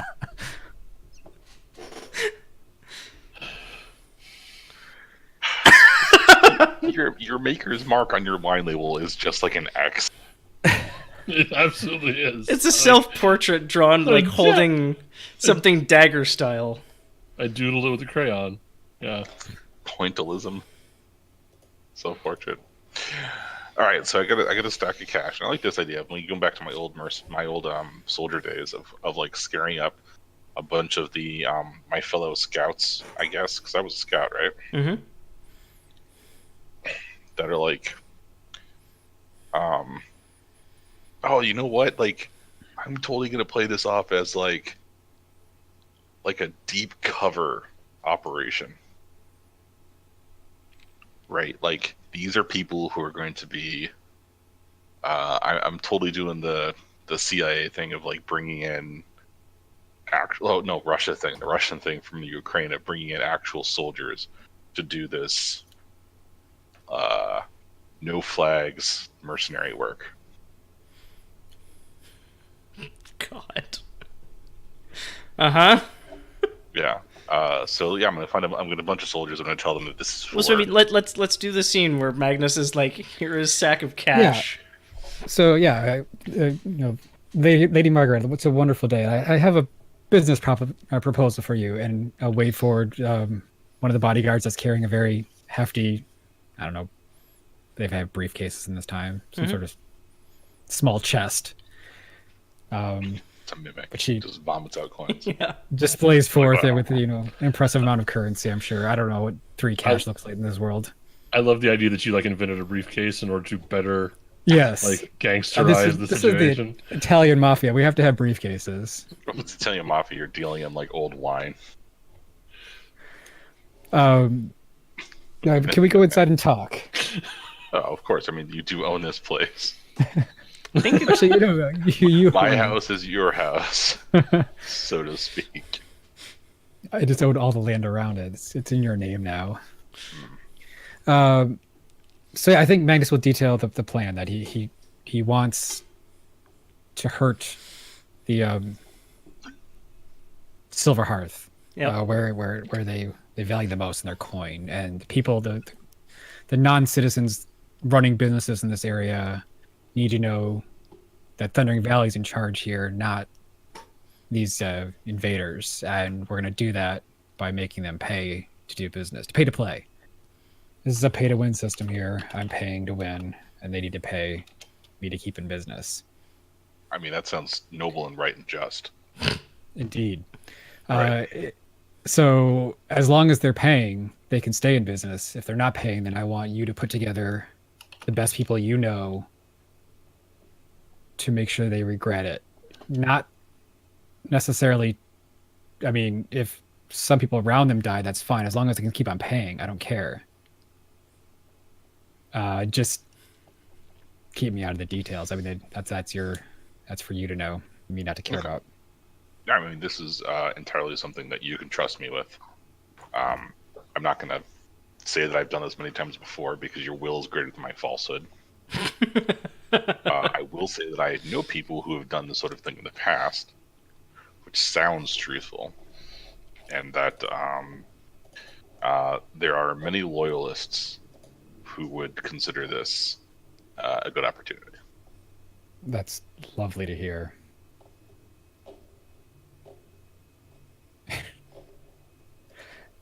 So yeah, I think Indiso will shake and leave the Magnus? fine leather. Magnus. I just saw Indiso talking, so I was confusing who I am now. Yes, Magnus will proffer his hand. It's lovely to start this business venture with you, Lady Margareta, and No, of course. And I'm sure there's some sort of like royal noblesse oblige or whatever nonsense. Noblesse oblige. Or saying that oblige, you say if you goodbye. feel. Yeah. They're like, Well, of course, it is our job to help the little people. And, like, do you then give Magnus permission to leave? Yeah. Thank Yeah. you. You may go. Yeah. just get a half bow and leave. Stupid nobles, I'll be a noble soon, and then you'll bow to me. All right, how do I circle up some people? You tell me who you're looking for. And then I hit you with some mobs, and then you circles them and they exist. Well, they exist and they might be where you need them to be and other stuff. Or they might Where's hate the you. circle button? Right next to the under tribute. Yeah, it's Sorry, what's that? so Under stats and attributes. skills, and under attributes, it's the second in the middle column. Gotcha. Okay, so I'm not circle-wise. No. I don't think any of us really are. Darling of the Court. No, you don't find the ruffians you need at the court. Well, no, but Darling of the Court is increase any reputation by plus 1d. So, I mean, do you have a reputation? Or would you like to create one? Yeah, I'm happy to talk about my bad reputation. Okay. Do you give a damn about your bad reputation? No. Well, I mean, yes. In my heart of hearts, I'm very sad that my father disowned me, Okay. or doesn't see the value of my skills. What's your reputation? I mean, my reputation is, right, I've got an aura of innocence, right? Like, nobody thinks that, nobody suspects me of the high crimes and misdemeanors, like, except probably my old unit, Okay. where I learned how to get into these things. Right. So, I mean, like, is your reputation with your old unit? Because that can help you with the circles roll. My reputation, yeah, I would have a reputation, Like, in the Yes. military? And then what's Yeah. the high concept of that reputation? high concept reputation, just like, well, I already got, like, cold heart, right? Like, something Mm-hmm. cold-hearted, right? Mhm. So, like, yeah, cold-hearted. So something that play that dovetails into that would be good. Like,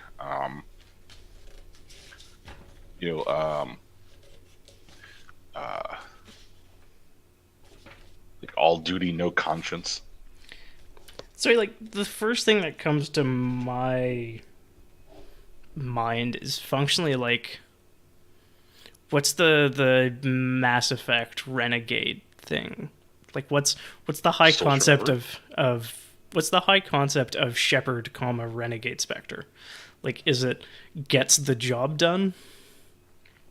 Well, it's at any cost, Right. With no regard for casualties or Right. And collateral so, like, damage. because that kind of feels like what you just did to that poor dwarf. That's true. I got the job done. Yeah, even if it's not pretty. Yeah. Ruthlessly effective. Yeah. That might be it. Ruthlessly efficient Yeah. or effective. I think Really effective more than efficient because Yeah. you're sort of flailing in the dark a lot. Oh yeah, You get the yeah. thing done. It takes you some time and some extra. And like it's not pretty. It's not. Yeah. We also need to have the scene where you like fucking wash everything you own and then do something with that corpse. Yeah, that's probably next though. Yeah. So let's figure out what this reputation is. We'll do a circles roll. Cut for a 5-minute break because we're a bit past on that. Okay. And then come back and probably do a couple other scenes. Okay, so we got ruthlessly effective. Sure. Where do I put that? It's under reputations. I'm just gonna add it in here. 1D. Reputation. I lack a particular set of skills. I mean, that's true too. Ruthlessly effective. Cool. So anyone who might know that you're ruthlessly effective, or any time leaning into that would be beneficial for knowing people, yeah, you can add 1 die to your circles roll. Okay, what is my base op? To find a soldier.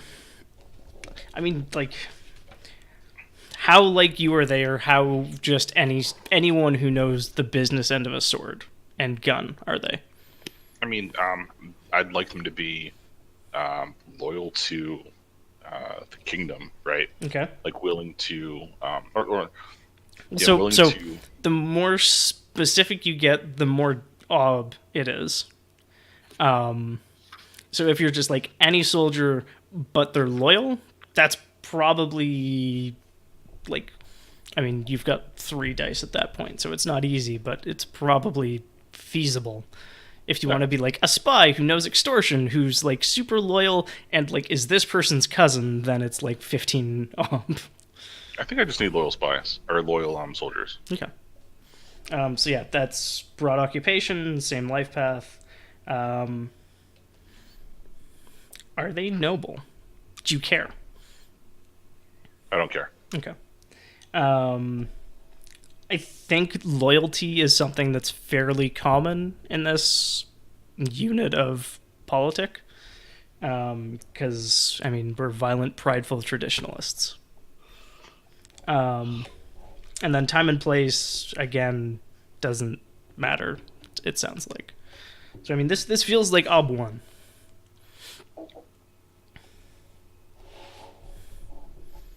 Success 2 versus Ob 1. There you go. So add a routine circles, boop. Oh wow, I need to fucking roll circles more too. Mm-hmm. Wouldn't the Darling of the Court technically add that +2 modifier? It's just Increase +1 the die. reputation? Because it's adding +1 to the reputation was creating it. Oh, okay. So right now the reputation was basically 0. Yeah. Okay. Okay. So who is this soldier? Tell me about them if you have something in mind. How about this? How about it's a unlikely guy that was like a sapper sort of thing, Okay. like a siege engineer turned like or no, a mechanic turned sniper. That's what we'll do.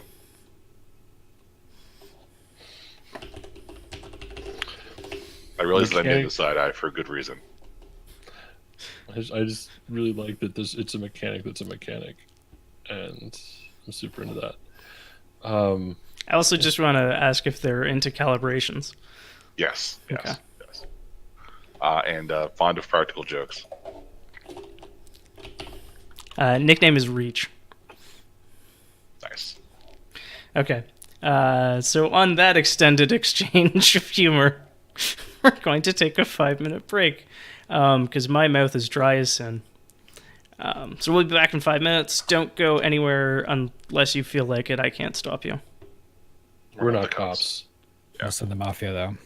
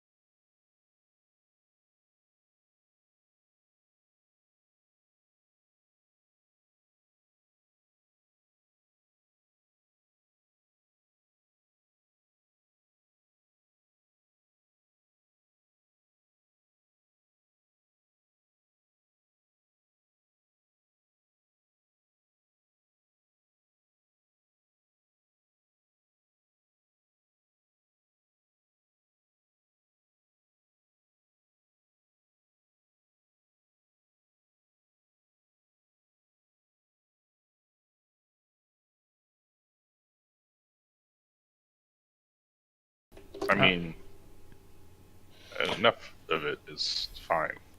as long as you push past that point, right? Yeah. And we're back. You just got to hit a certain volume of the That's right. beach drink, after which it's fine. The good alcohol only needs to be the first few. Mm-hmm. After that, you can start drinking Kinky. this. Kinkies. After you drink enough, you can get kinky. There we go. We got there, everyone. The soundbite, yeah. I feel like that's gonna be like the tagline of the next product out of the Two Tusks vineyard. Get kinky? Yeah, definitely. Definitely. Especially since it seems to be some sort of like memory-altering fungus issue. Mm-hmm. Yes. Well, so I talked a bit about this offline, but basically I had the idea. I'm super into the notion of, like, I mean, from Destiny 2, ontological weaponry, which is like you shoot someone with it and you just erase them from, like, the future, past, and present of the universe. And so, like, the rot, like, editing the things that it has infected historically, and, like, people's memories of those things, because memory is different than writing something down, essentially.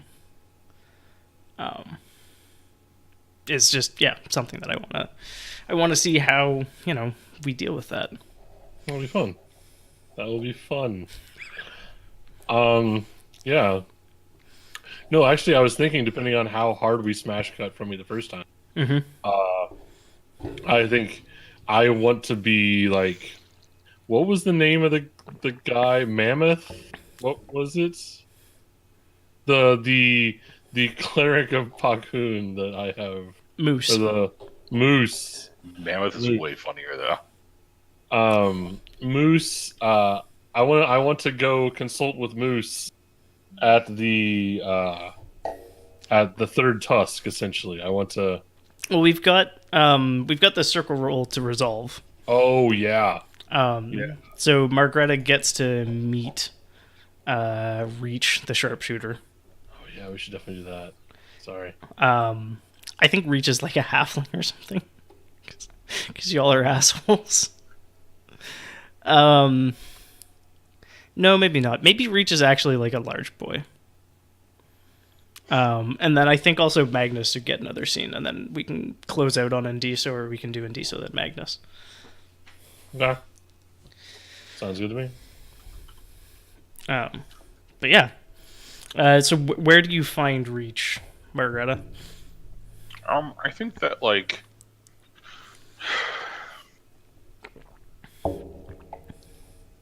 I think that Reach has to come to us. I think Reach is elsewhere. Okay. Right.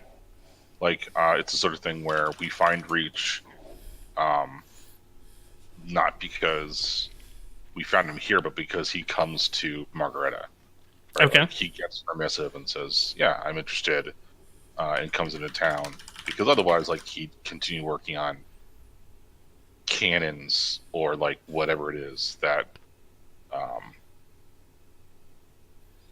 engineers do. Sure.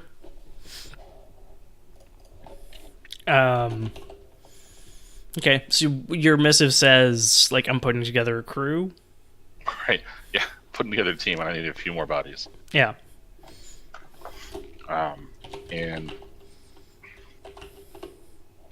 like, loyalists only, special skills required, pay guaranteed. Yeah, I mean, we can have Reach send something back and just, like, sounds good, like, I'm in, let me finish up some stuff here, and then if you want to do after this time jump that keeps being pushed backwards. Yeah. I'm like, I need more than one person though, right? Probably. Do we do this for every person, or do we just assume? I mean, we can let this ride if you want, like, a number of people who are, like, roughly sort of, like, I imagine Reach is going to be useful, like a second set of hands, Right. loyal, but not like player character level of competency in anything. So if you want, like, you can get like reach quality mooks, because you've done that role. It's an ob1. It's a thing you can go out and find. Can I just point out that that we're talking about not player level competence, and we're all like opening up every skill we actually want to use. Yeah, huh? Yeah. But that makes sense because we desperately need everything. Mm-hmm. So I mean, yeah, you can get reach. You can get reach by the dozen. Yeah, I think that's fine. Like, we'll have Reach and friends show up, and it'll be like, when we need like a particular person with a certain set of skills, then we'll have that person show up too. Okay. So yeah, at this point you can. I mean, I don't know if you can pay for like 6 people, but they'll show up and they'll expect compensation. Sure, Wait, I'm sure I can pay for them.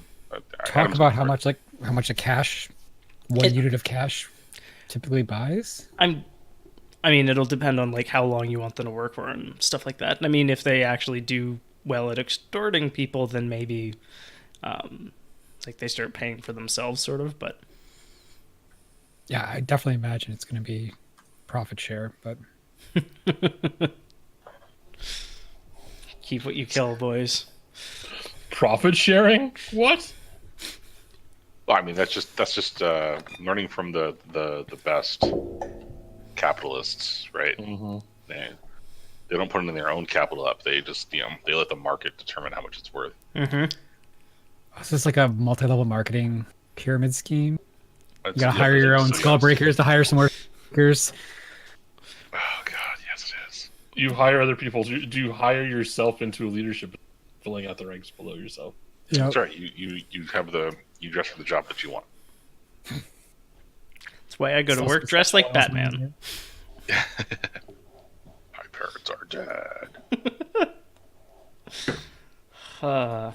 Okay. So yeah, Reach can be in town when you need him. Cool. Yeah. I'm not really sure when I'm going to need him yet, though. Okay. I mean, whenever you go to start knocking over businesses. Yeah. As you do. Right. I love the idea that like Reach just like takes his own initiative, wanders into town, and starts beating people up. Yeah. He's a loose cannon. Literally, he has a cannon and he's loose. Oh God! Please send more police. Send more cops. Okay. So Indiso or Magnus? Because Indiso, it sounded like you wanted to see Moose somewhere. Did you want to finish up Magnus's thing first? Yeah. So, First. oh yeah, there's probably a couple other ones that I can associate with that. I mean, with You were gonna put on a party. That's what it was. I had that too coming up too. I mean, there was like some other minor things for the Mafia bit. Okay. I mean, like I would probably need some Bravos that would put out the word, you know, to the shops that. So basically, I need the mouthpieces because I'm assuming Margareta's team's a muscle, so I need someone to mouthpiece for me. Sure. But they wouldn't have to be anything special. They could just be some, you know, some young, not even toughs, just, you know, some loudmouth kids. Okay. I don't even know if that's like that might just be like administration, or like you've got a few skills that you can apply here if you want. Yeah, I guess I'm starting up. I basically doing an administration check to basically put this plan into place. Yep. Yeah, and like, you know, have it properly integrate in all the other verticals or whatever. Yeah. I'm surprised I didn't look up to see Zach incensed at my capitalism speak. Administration. We've already got the Mafia rolling around. Mm-hmm. Okay. I mean, like, moving around some resources to, like, functionally pay for a bunch of, like, 16-year-old kids to... So what's the goal here? They So yeah, I want a group to target the appropriate businesses to make sure that they have noticed that they either need to start paying dues, Mhm. or I've heard that, bad things might happen. Okay. I don't know why they would happen, but I do know that if you pay the proper insurance, the merchant insurance, your proper capitalistic taxes to the, rightful citizens of Thundering Valley, then nothing happens for whatever reason. It's just really good insurance. I love the idea of like a 14 or 15-year-old kid like walking into a business and like pulling out the leaflet that you've given them, right? Yeah. And they can barely read, right? But it's like Can't. It's like, this is a fine establishment you have here. Sir or madam or knight. It would be a You've got to get shame. This is a fine. Yeah. It would be a shame if someone were to break stuff. Yeah, then they like start riffing on it as they get more confident, and it becomes. It's a good fine business. establishment you have here, gentle shopkeep. Would be quite a shame if anything were to happen to it. Good. Great. Wonderful. Mm-hmm. Ugh.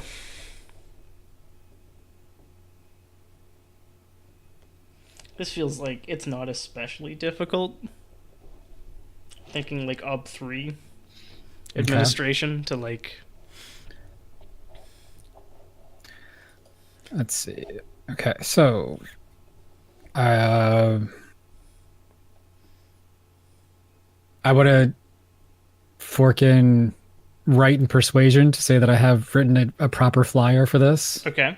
so they have a good speech. Mm-hmm. Merchant wise, dealing with merchants. Sure. God. Yeah.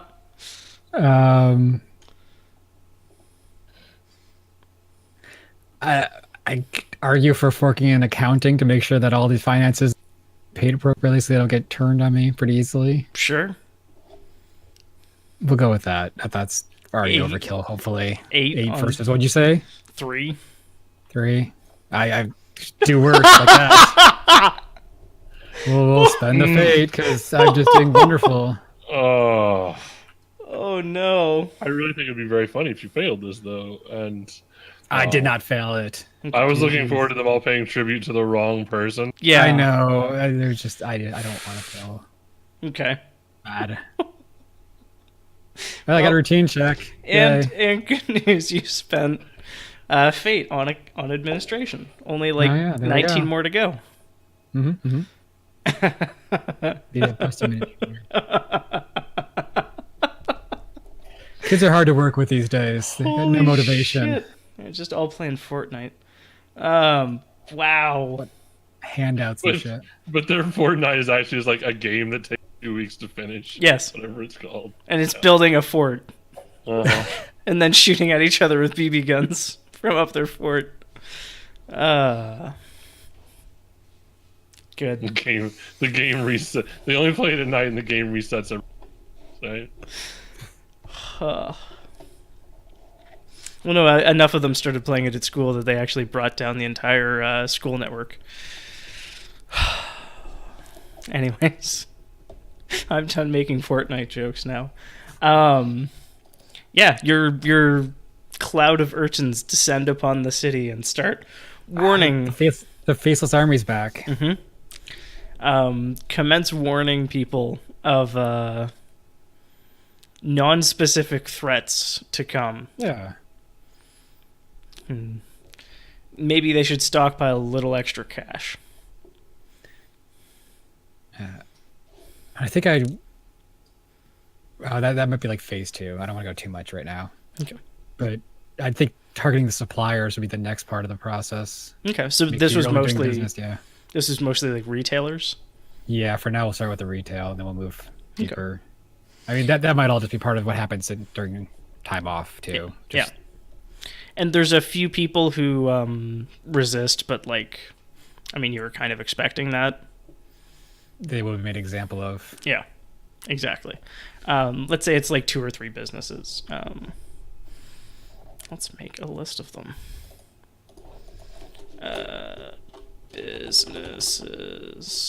Businesses what don't want to pay into the protection racket.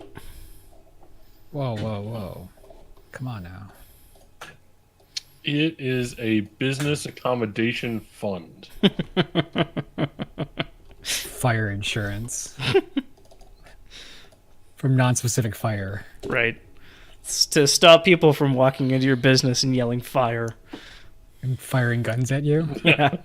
It's the insurance against the Exactly. It's 3 people line up, and then someone who looks curiously like Margareta yells fire. Just imagine like a little cannon cart that she's just wheeling around town. No, that's flexibility. Mm. Flexibility as the cannon cart. Yeah. Sanderson and Sons.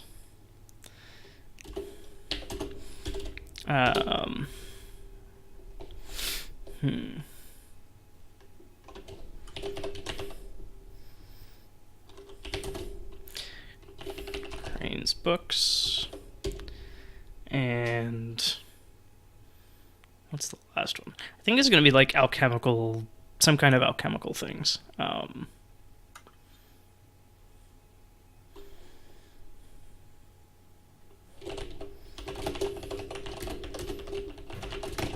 The What's Brewing Potion Shop.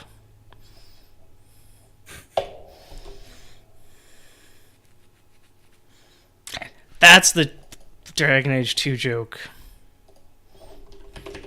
Remedy that, the potion shop. There we go. Okay. I was trying to remember what the Dragon Age 2 joke was. Anyways. Yeah, so there's 3 businesses that are resisting you.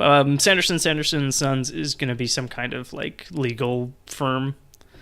Crane's Books is a bookstore, and Remedy that is the old potion shop. Excellent.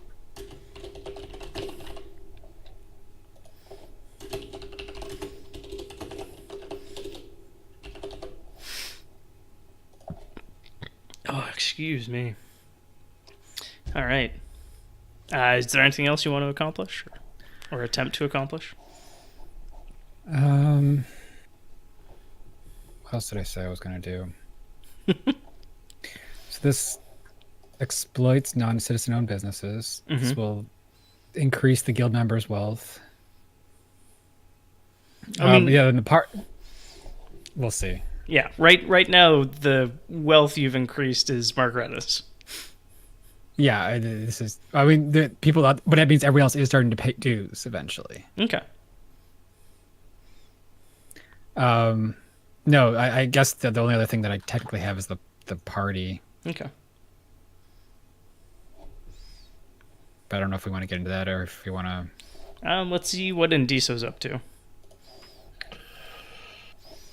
I think I've taken Moose and his attendants over to the Third Tusk, and we are working on sanctifying it in the name of Pakun. Okay. Try to get some favor over here.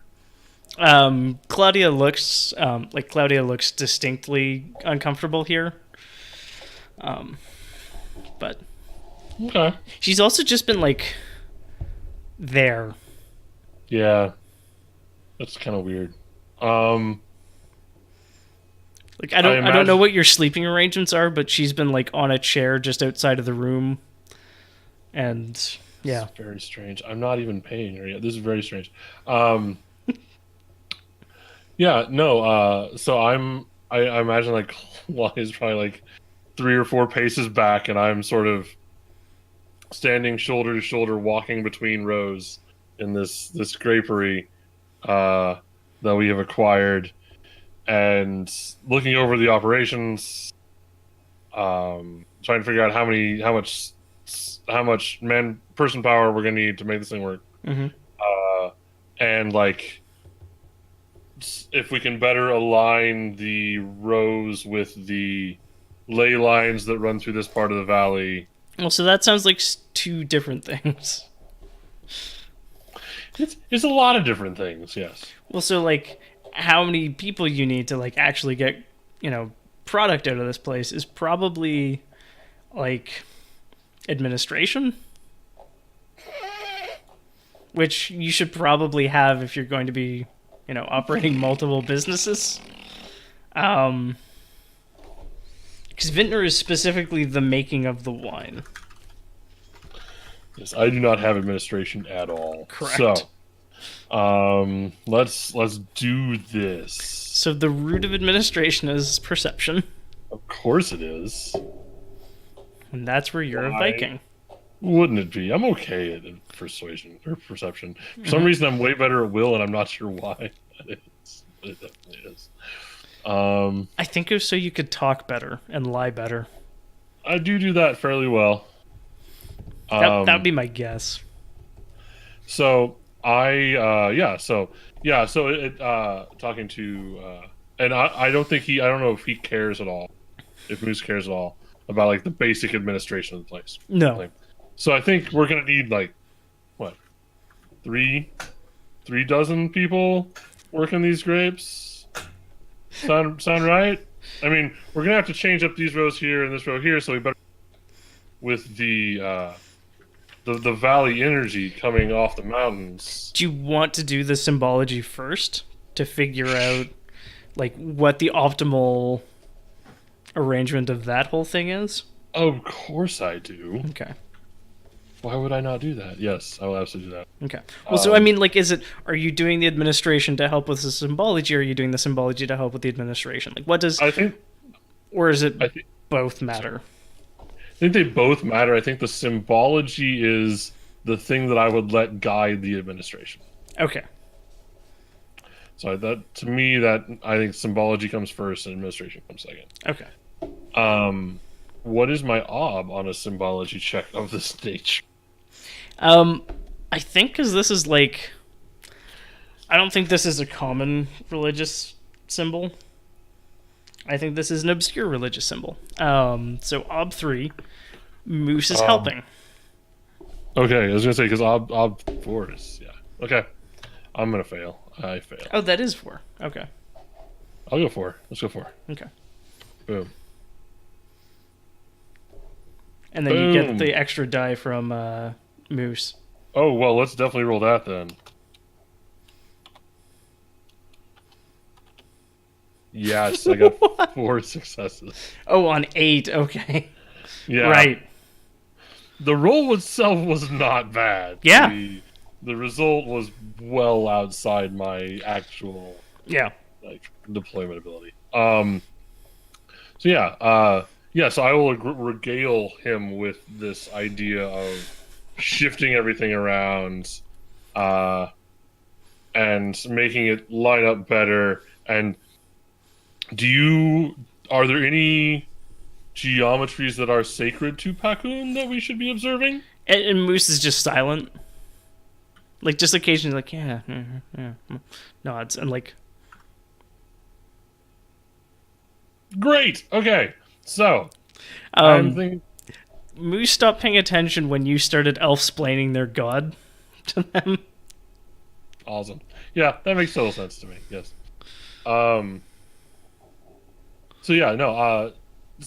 So excellent. Well, if you think that I'm on the right track, then we will definitely be building this in this fashion, sort of opening a channel through here for the light to better reach the depths of Pakun.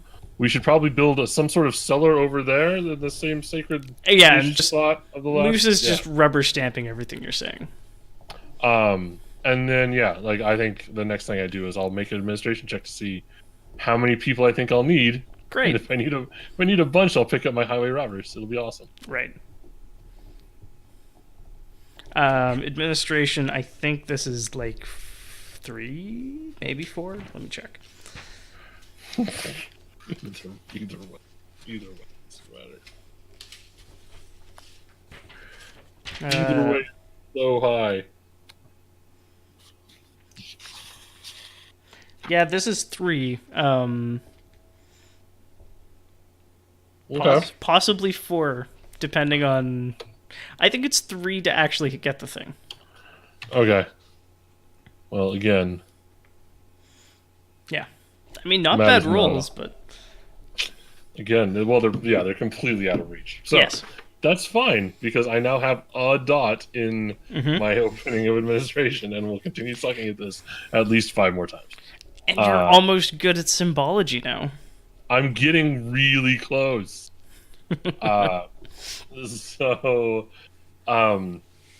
Yeah, and all this, I'm sort of mentally making a note. I'm going to be telling Quail to make the proper appropriations later. Yep. To fund the workforce that I'm probably massively overestimating the need for on this side. Mm-hmm. Yeah. And like I think that's it.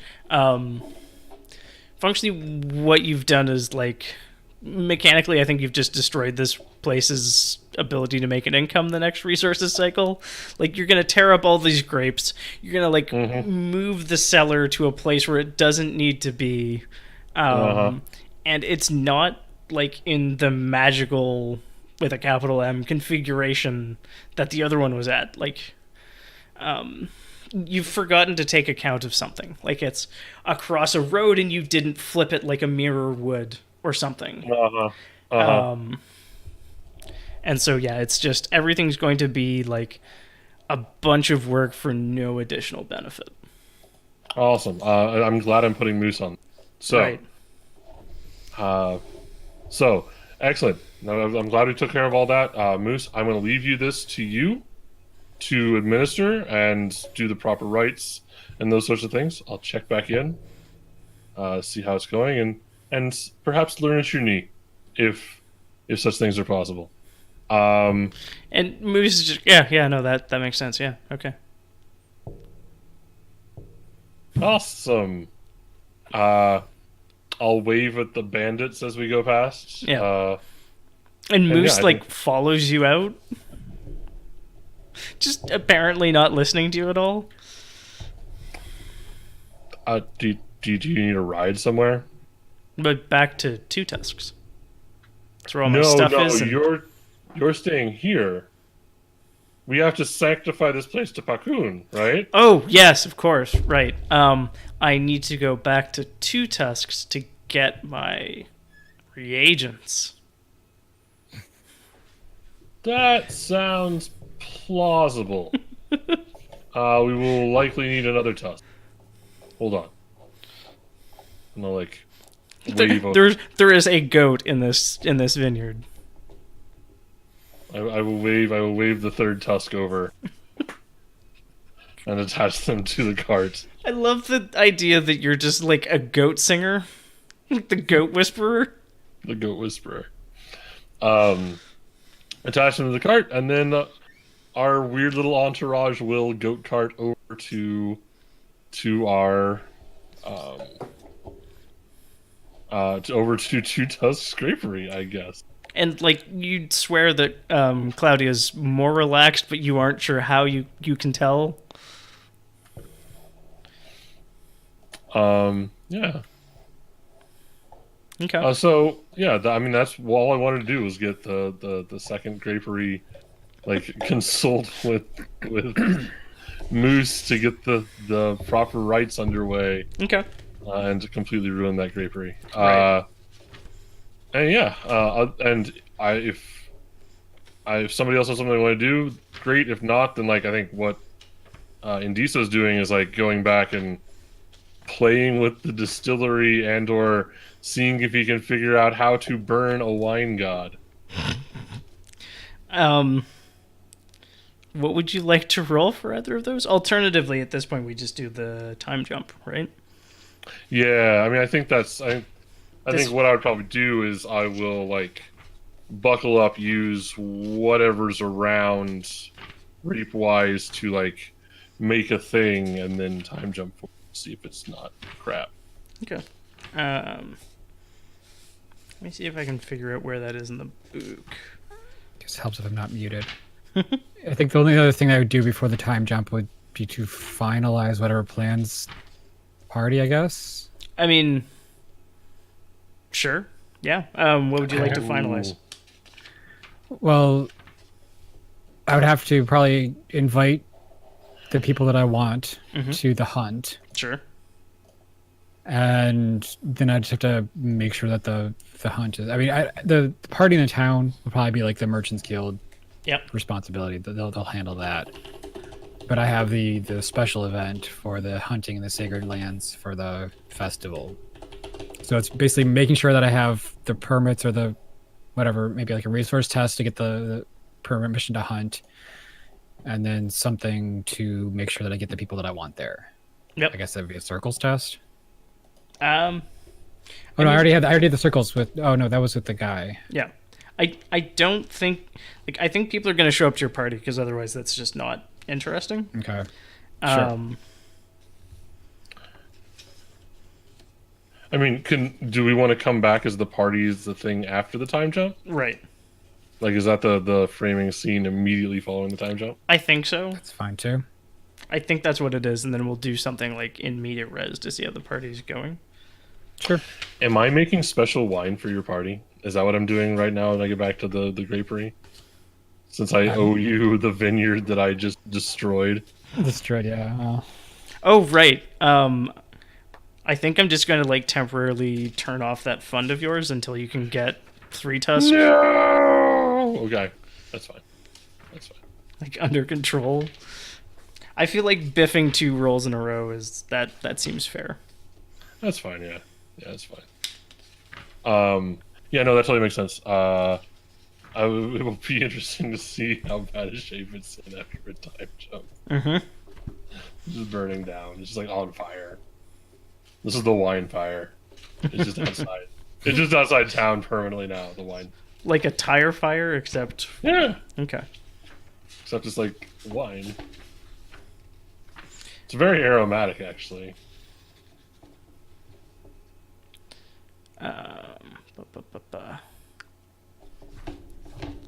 Okay. Just trying to find the bit for time jump or resources and whatnot. 357 or 366 might be it. Lifestyle, maintenance cycle, and lifestyles on page 371. There we go. Lifestyle, maintenance, obstacles. All Do we want right. to pause until Mike comes back so you can hear this too? Yeah, Well, if does he you have a can. lifestyle to maintain, though? Yes. He has the house now. Mm-hmm. Oh, is that just a gift? I mean, he has to maintain it. Okay. I mean, he's got a landlord, essentially, right? Well, the He fund is owns in it. his name. Yeah, I transferred the fund to him. Oh, okay. That's what like last session I was just giving out funds so people had a bit more cash to play with. And you destroyed yours, and Mike probably can't afford to pay for his, so we'll see. Right. It's gonna be great. It's gonna be awesome. Well, like, it makes sense, because, like, these are people who haven't had to deal with, like, money like this before, right? I just looked at the ops. Mm-hmm. Vineyard is specifically listed. Is it? Oh, is it? Wow. Yeah. It's a ways down the list, actually. Yeah, there you go. Industry like a shipping concern, vineyards, which you are. Or a foundry. That's very good. It's okay. You can... Ob 7 is a bit of a reach.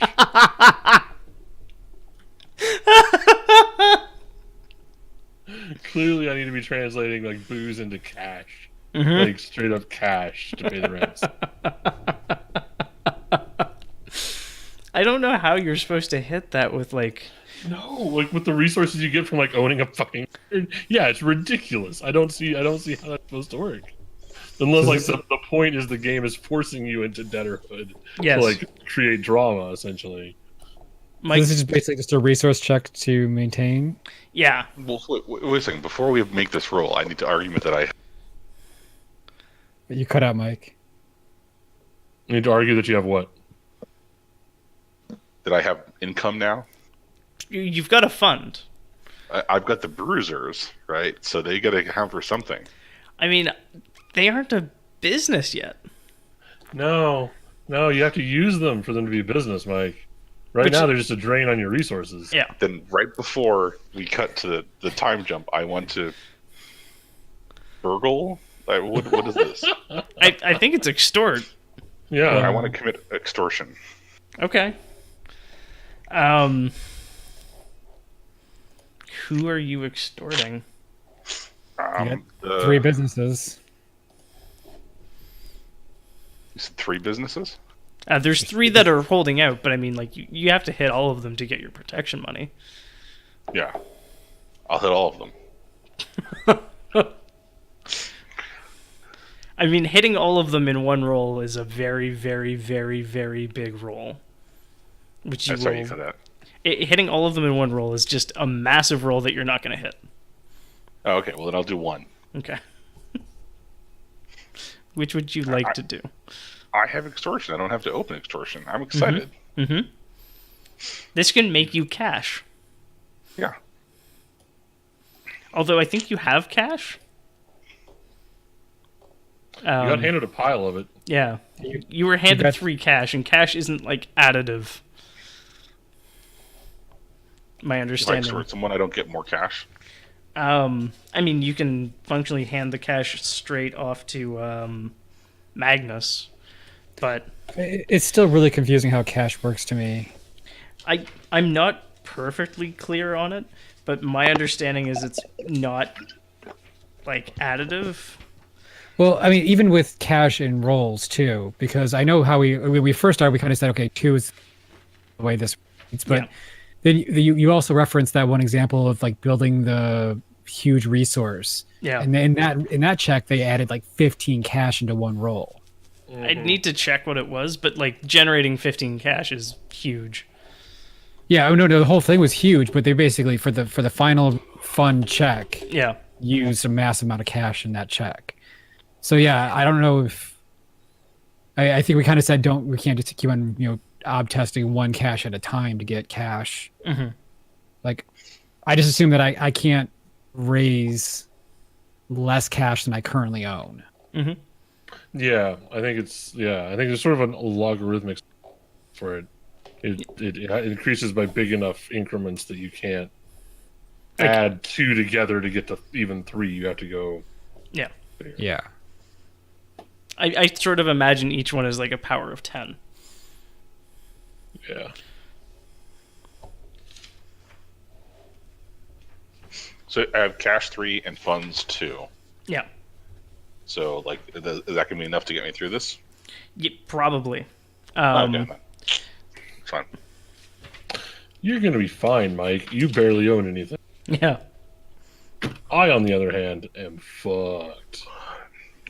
We should probably extort as part of, as the requirement per Magnus, but we don't have to do that before the time check.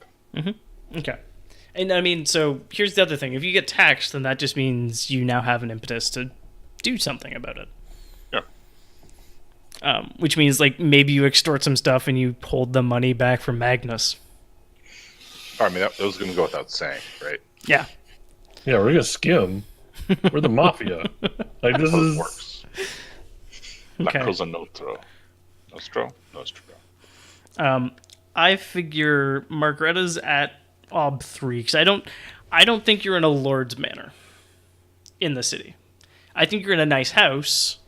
Yeah. So I think you're like 1 up from a lord's manor. So I think you're at Ob 3. If you would like to dedicate any of your cash to that. So how does that work? So cash is expendable. Okay. Which means you used it on a roll, and pass or fail, it's gone. Resources are just money that you can generate. And funds are functionally temporary resources. They can be damaged by failure in roles that they're involved in. or in places where the fiction would make it make sense. Okay. Well, I'll spend 2 cash and roll resources, I guess. Is that how this works? So I mean, or you can, instead of spending 2 cash, you can use your 2-point fund. Yeah, funds are kind of like armor for failing your resource roll too. Yeah. So Oh, normally, well, if you I'll fail a use- resource, it would beat up on. It would basically impose a permanent negative, well, not permanent, but a long-term penalty to any resource check. Yeah. So, Whereas if you have a fund in place, then it takes it from that first. Yeah. okay, so if I roll resources to stave off my Ob 3 requirement, and I miss by 1 or 2, then I can spend my resources on that, or funds on that. Well, so you Just roll add- resources, you add in your funds, so you'd have 4 dice because Okay. you've got 2 resources and 2 funds, or 2 dice in funds. And then Let's do that. if versus you Ob 3, miss, right? you probably just lose 1 point of your fund. 2. Okay. It's a difficult check for him. For Okay. 4 versus 3, it's difficult, so it'd be 2 penalty. Cool. Any 6s? Oh, no 6s. Okay. Okay. But So- it says it's routine. that Oh, would- 'cause you added your cash too, so you went to 6. Sorry. So yeah, you've spent 2 cash. Your fund has been drained by 1, so your fund's down to a 1-point fund now. But you're How did I spend fine 2 cash? because you're plus 4 modifier. yeah. So if you weren't trying to spend cash, then you would be you would have still failed. Yeah. But your fund is going to be drained by 2 this time, and you would have no fund basically. It'd be gone. Yeah. So you basically sold your house to pay for your house. Which means, like, these capitalists come by and they say, you owe this. And in exchange, what we can do is we can just take a bunch of money and we own half your house. But you still get to live here.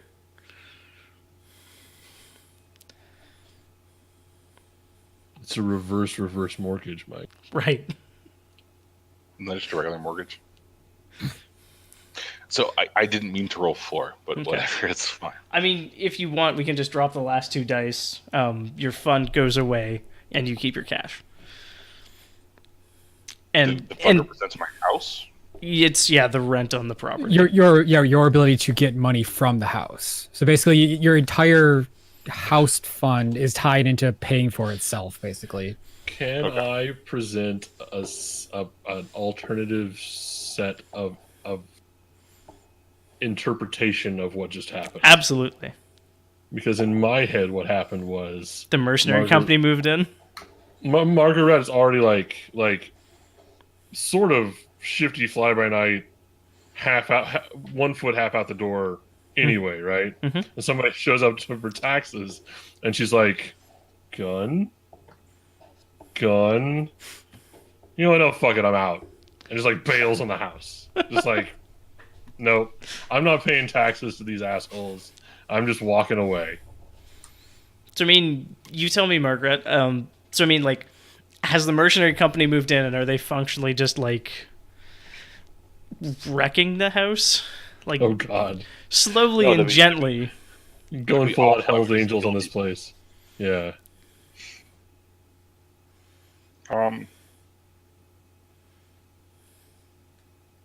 No, I mean, like, I think that, so there's payment required on the thing, right? Mhm. I just,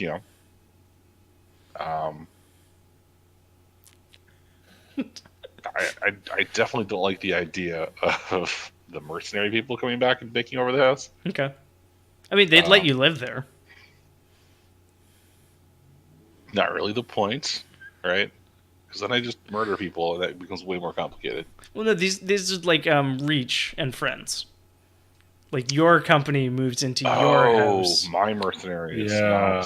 not the other, Yeah, not the No. mercenaries that Adam tried to hire. right. Right. Oh, Well, it's that's the mercenaries that Adam successfully hired. Yeah. right.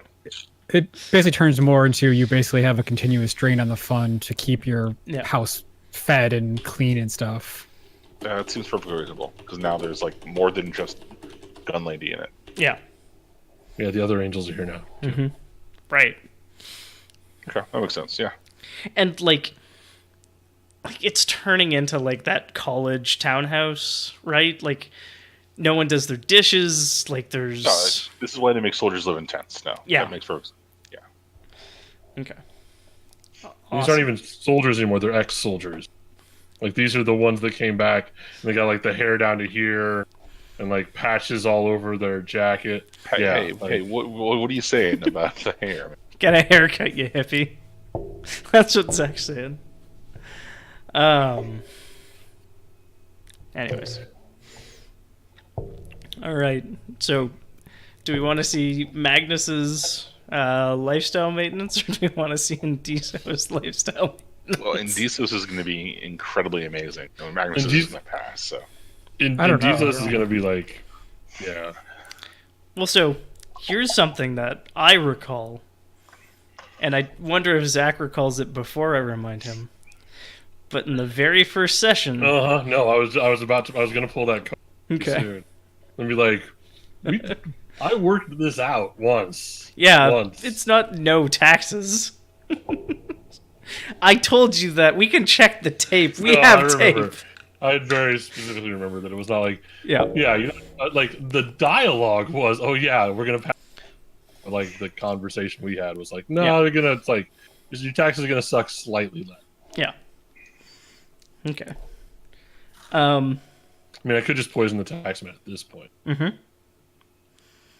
I feel like we bumped you down probably more than one category, honestly. I would hope I'm gonna fail regardless, but Yes. I don't even know if do I have any cash anymore? I do not have any cash. No. Honestly, I think what you talked him down to was to thinking that this is actually very generous, that he thinks you're a modest merchant. Okay. So it's 4 on 4. Okay. And if you would like to spend Artha on that, I hate spinning Persona on like capitalism. I already have though. Like there's already spent here. Fuck. And you only get experience for past resources tests. I don't even know. I don't remember what the first one was because I've clearly done this. Mm-hmm. I didn't mark it down at all. Because you didn't pass. Oh, right. 4 on 4 is going to be a challenging resources test. If you succeed only. I know. Fuck it. I'm going to spend 2 Persona on this. Wow. I'm going to try my best Okay. to stay solvent. Sure. I have no fund to spend. Mm-hmm. Base off is 4. So to go down to 1 persona. Oh god. Are you serious right now? And no 6s. Ouch. Wow. These resources roll really hit. I suffer from my art. This is how this works. I think it's the same guy comes by and he's Oh god. So I know we talked about this, but I still have I did what I could. And like the figure is going to be X. Let me see what we can do. And Man, let me tell you about this right. I worked it out with my last boss, but he's dead now. So Right. my new boss is being a real dick about this. yeah, he's being a real hard ass. Doesn't want to. We are leveraged so hard right now. We're building. Next year we should be great because we got this whole system going in over here. Well, like there's the But- like dawning realization where he's like, how could you afford the construction? Clearly we couldn't. This is all a horrible mistake. I don't understand how this is the problem of Silverheath, good sir, and like presents you with the bill. You bastard. So you have a tax of 2. Like, take my cup back, my glass back. Yeah. He's yeah. Oh, okay. That sucked a whole lot. At least it wasn't 7. Yeah, at least it wasn't 7. Although it would have been exactly the same outcome, and I wouldn't have spent 2 persona points on it. I mean, right now you're at a difficult check, which is only a -2 tax. If you would have had 7, it would be the difference in tax. Then that starts permanently reducing your resources if you're below 0. So if you get penalized to below 0 resources, you lose resource dice. Jesus. Okay. Yeah, taxes can be bad. Mm-hmm. Kill all the tax collectors. Kill them all. All right. A special tax collector bottle. It contains all the rot I can find. It's just literally just poison. It's just poison. It's really high proof. Like a really Okay, so it's all of the poison I could find and also some acid. All right, Magnus. How bad is it? I think you're at 8 because I think you're a big industry. Am I actually up to big industry? That's fine. But... I mean, you were on the same tier as what's his face, Fusilieri. Yeah. I mean, you also own an entire racket. Yeah. That's right. And are probably going to be repossessing some graperies fairly soon. Well, at this point, the government, Silverheath has a strong stake in 2 tusks. My favorite part about this, though, and the associated third tusk. The next time taxes come around, I'm going to lose everything. And then I'm just going to be in the hills making wine. Mm-hmm. That's the arc. All right. This game.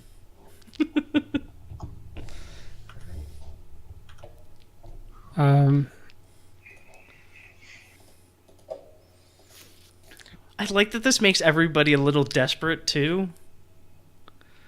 Like it keeps you all hungry.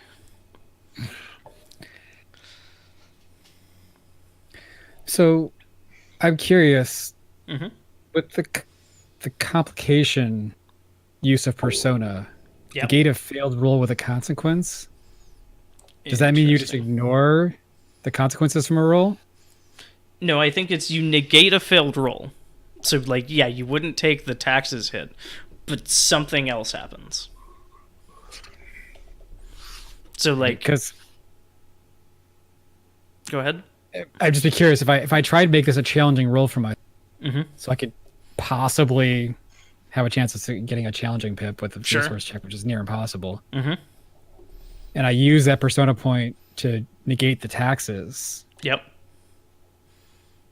I throw a twist at you, and you dodge the taxes, but you live with the twist.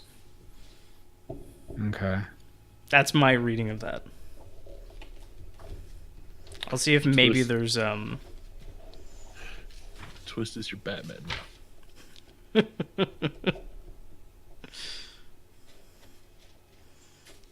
just gonna start buying tax collectors, basically. I mean, you just did that. You're collecting tax. I became a secondary tax collector. I'm not actually buying the primary tax. You're just privatizing a government service that is tax.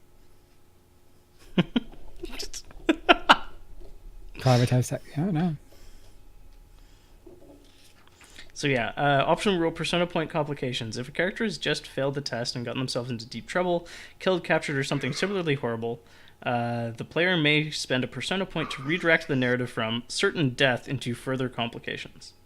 As a rule, the player may choose their new fate if it's got to be bad or costly, otherwise the GM can simply declare that the initial failed result stands.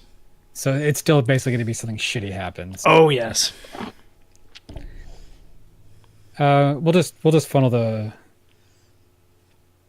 Actually, let's just not bother spending persona, because right now I think I'm at 13v8, which is very difficult still, but what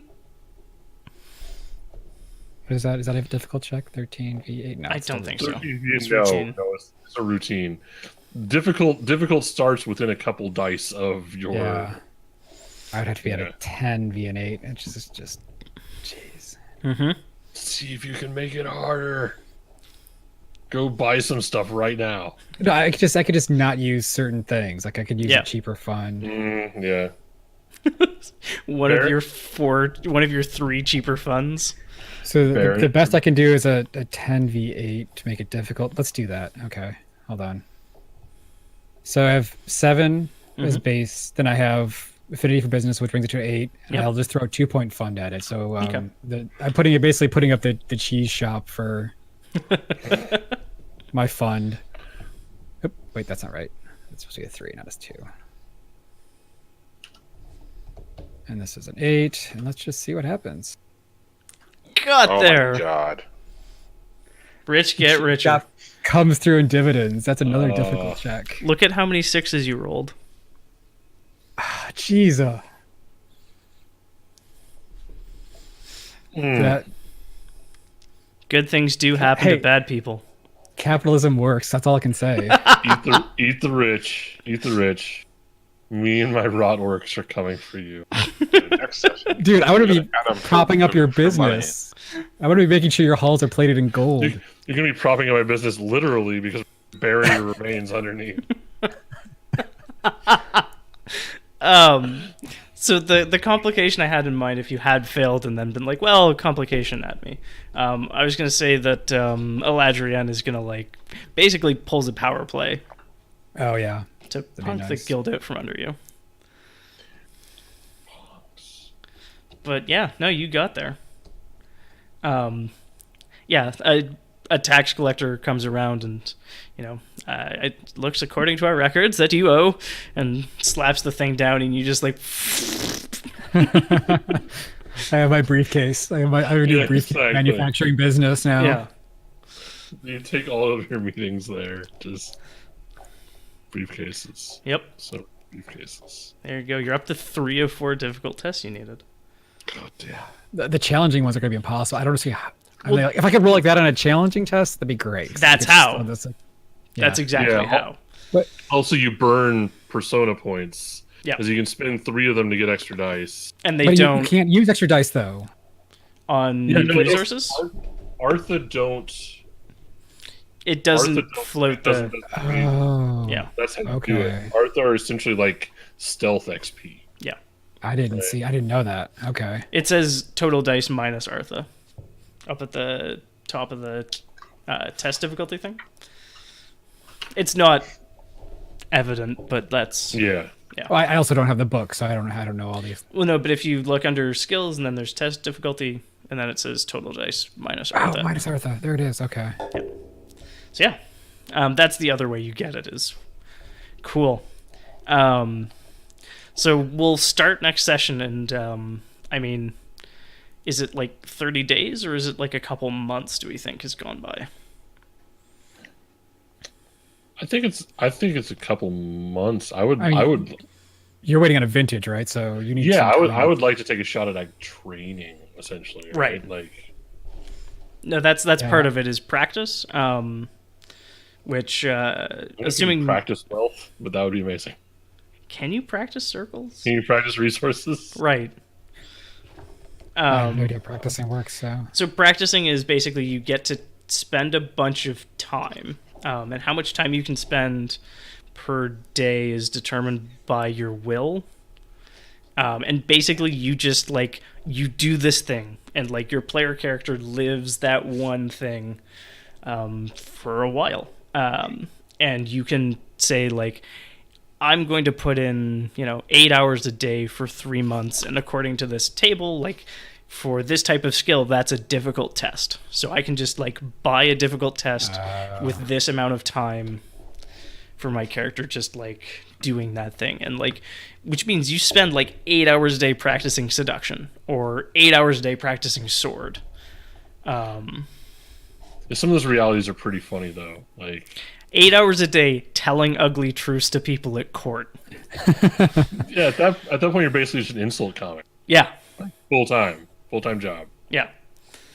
Yeah. So that's what practice is. Hit me up between now and next week, and I can pass you along the rules in a way that makes sense. Sure. Cool. But that's us for this week. We'll see you all. Assign stuff. Oh, yes. Sorry. End of session stuff. End of session, yeah. Per beliefs and whatnot. We'll start with Indiso, as always, because that's the character sheet that's furthest left. How did you do on beliefs, instincts, and traits making your life complicated? So I think belief number 2 is I will use the tools I now have to craft a truly spectacular vintage. Didn't touch that tonight. Great. So none of that. The old god Pakun favors this grapery. I will consult my clerical team about extending this favor to the third tusk. Sure.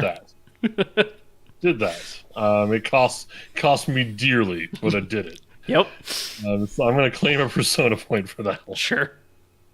My dreams have power and will show me the path forward. I will consult the ancient one to better interpret the latest one. Started the night doing that. Yep. So I'm also going to try to claim a persona point for that one. Okay. Yep. For instincts, I will always accept a drink if offered. Inquire if none is. I drank the stuff the old lady gave me. I don't know if that counts. So I was gonna say that you might want to there might be a tweak on this instinct. Yeah. Which is I will always accept a drink if offered, and offer if none is. Honestly. Oh yeah. Because you are very, very free with your wine. I do that all the time. Yeah, maybe that's what it is. And then it made your life easier being hey, bandits, what are robbing me? Have some vino on the house. But that's this feels like it's going to become some kind of trait. I think it's a strong one to get there with. Yeah. All right. Instinct number 2, I will look for occult signs in all things. Yeah. I tore up one of my funds doing that tonight. Yep. I feel like that's at least worth some fate, if nothing else. And I will always follow my dreams. I got a dream. I immediately went into the dark woods at night. Yes. And almost got stabbed. Take fate for that, too. All right. You get a bunch of Artha for losing a bunch of resources. Oh, yeah. A patient, off-kilter, prideful, violent traditionalist. I don't know. I think I could probably make a somewhat convincing argument for prideful as I tear up a perfectly functional vineyard to make something else out of it that's much worse. I feel like you've tilled the ground of tearing up that vineyard, though. Probably, yeah. That did cost you pretty dearly. Violent, I was not. Traditionalist, I was not. I think I played well tonight at all. Off kilter is just sort of a thing I am. I think it probably applies. And Dreamer came up, but is not that kind of a trait. So yeah. Yep. So I think that leaves me with 2 fate and 2 persona to restock with, which is not a bad haul overall. Nope. Dreamer lets you do something because it's a call on, I believe, too. Is Dreamer? I'll check that here while we're doing the other one. If that's the case, then I will definitely. Nope. Because it's a die trait, not a call on. Yeah, so it's just the you get weird dreams about stuff. I'm just gonna move it from call on traits to die traits, so I stop making that mistake. I put it in the wrong plate. Yeah. Okay. I've made that mistake twice before. Okay. Cool. Margareta. Well, I did not successfully insert myself into the server's court, although I did make progress on it. Yep. That's fate. I made no progress on ledgers, unless you want to talk about killing the ledger holder's older brother, or having them killed. I mean, having them killed, really? The passive voice. This is the voice and the statement we're going to make about how shit went down. Yes. The dwarf was shot. The dwarf became shot. I didn't pull the trigger. I just steadied his hand after convincing him. Which he still I has. just helped. God. I didn't kill him. I just put him in a position to die easy and then talked him into killing himself. I'm the next. Ugh. You're worried about capitalism. God, I There's feel no, like, no powder on my hand. I'm just saying. legitimately, I feel like there's a content warning for this episode. Yeah. There's a lot. Wait, what is the new dig? It's not. Is it content warning? Yeah, CW. Yeah.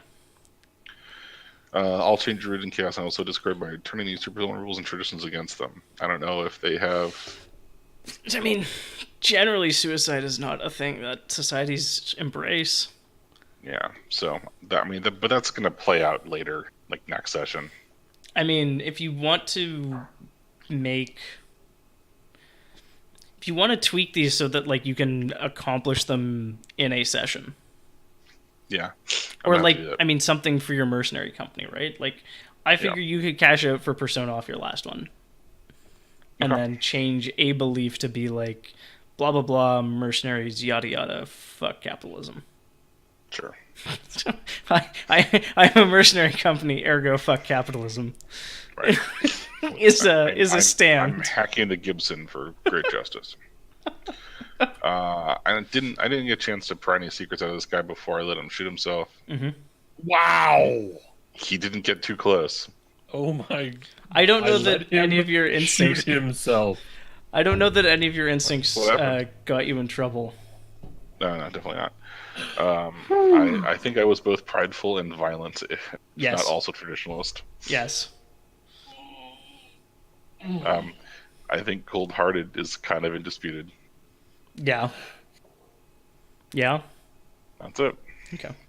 So yeah, looks like one fate, one persona. And we should figure out a way to like make more of your scenes more directly related to your beliefs. I'll change my beliefs so that it's Sure, I just mean like that's a thing I should do in future. I mean, just cheat like I do and state that you're doing the thing that triggers the belief. Yeah. When you frame the scene, it's like, I'm doing the thing. This is the thing we're doing. Yeah. gotcha. Cool. Magnus. Yes. So, what I didn't do was the third belief. I didn't get anywhere with negotiations with nobles yet. Mm-hmm. That'll be maybe next session. I did start exploiting non-citizen-owned businesses for monetary gain with the bludgeoning arm of the new mafia. Mm-hmm.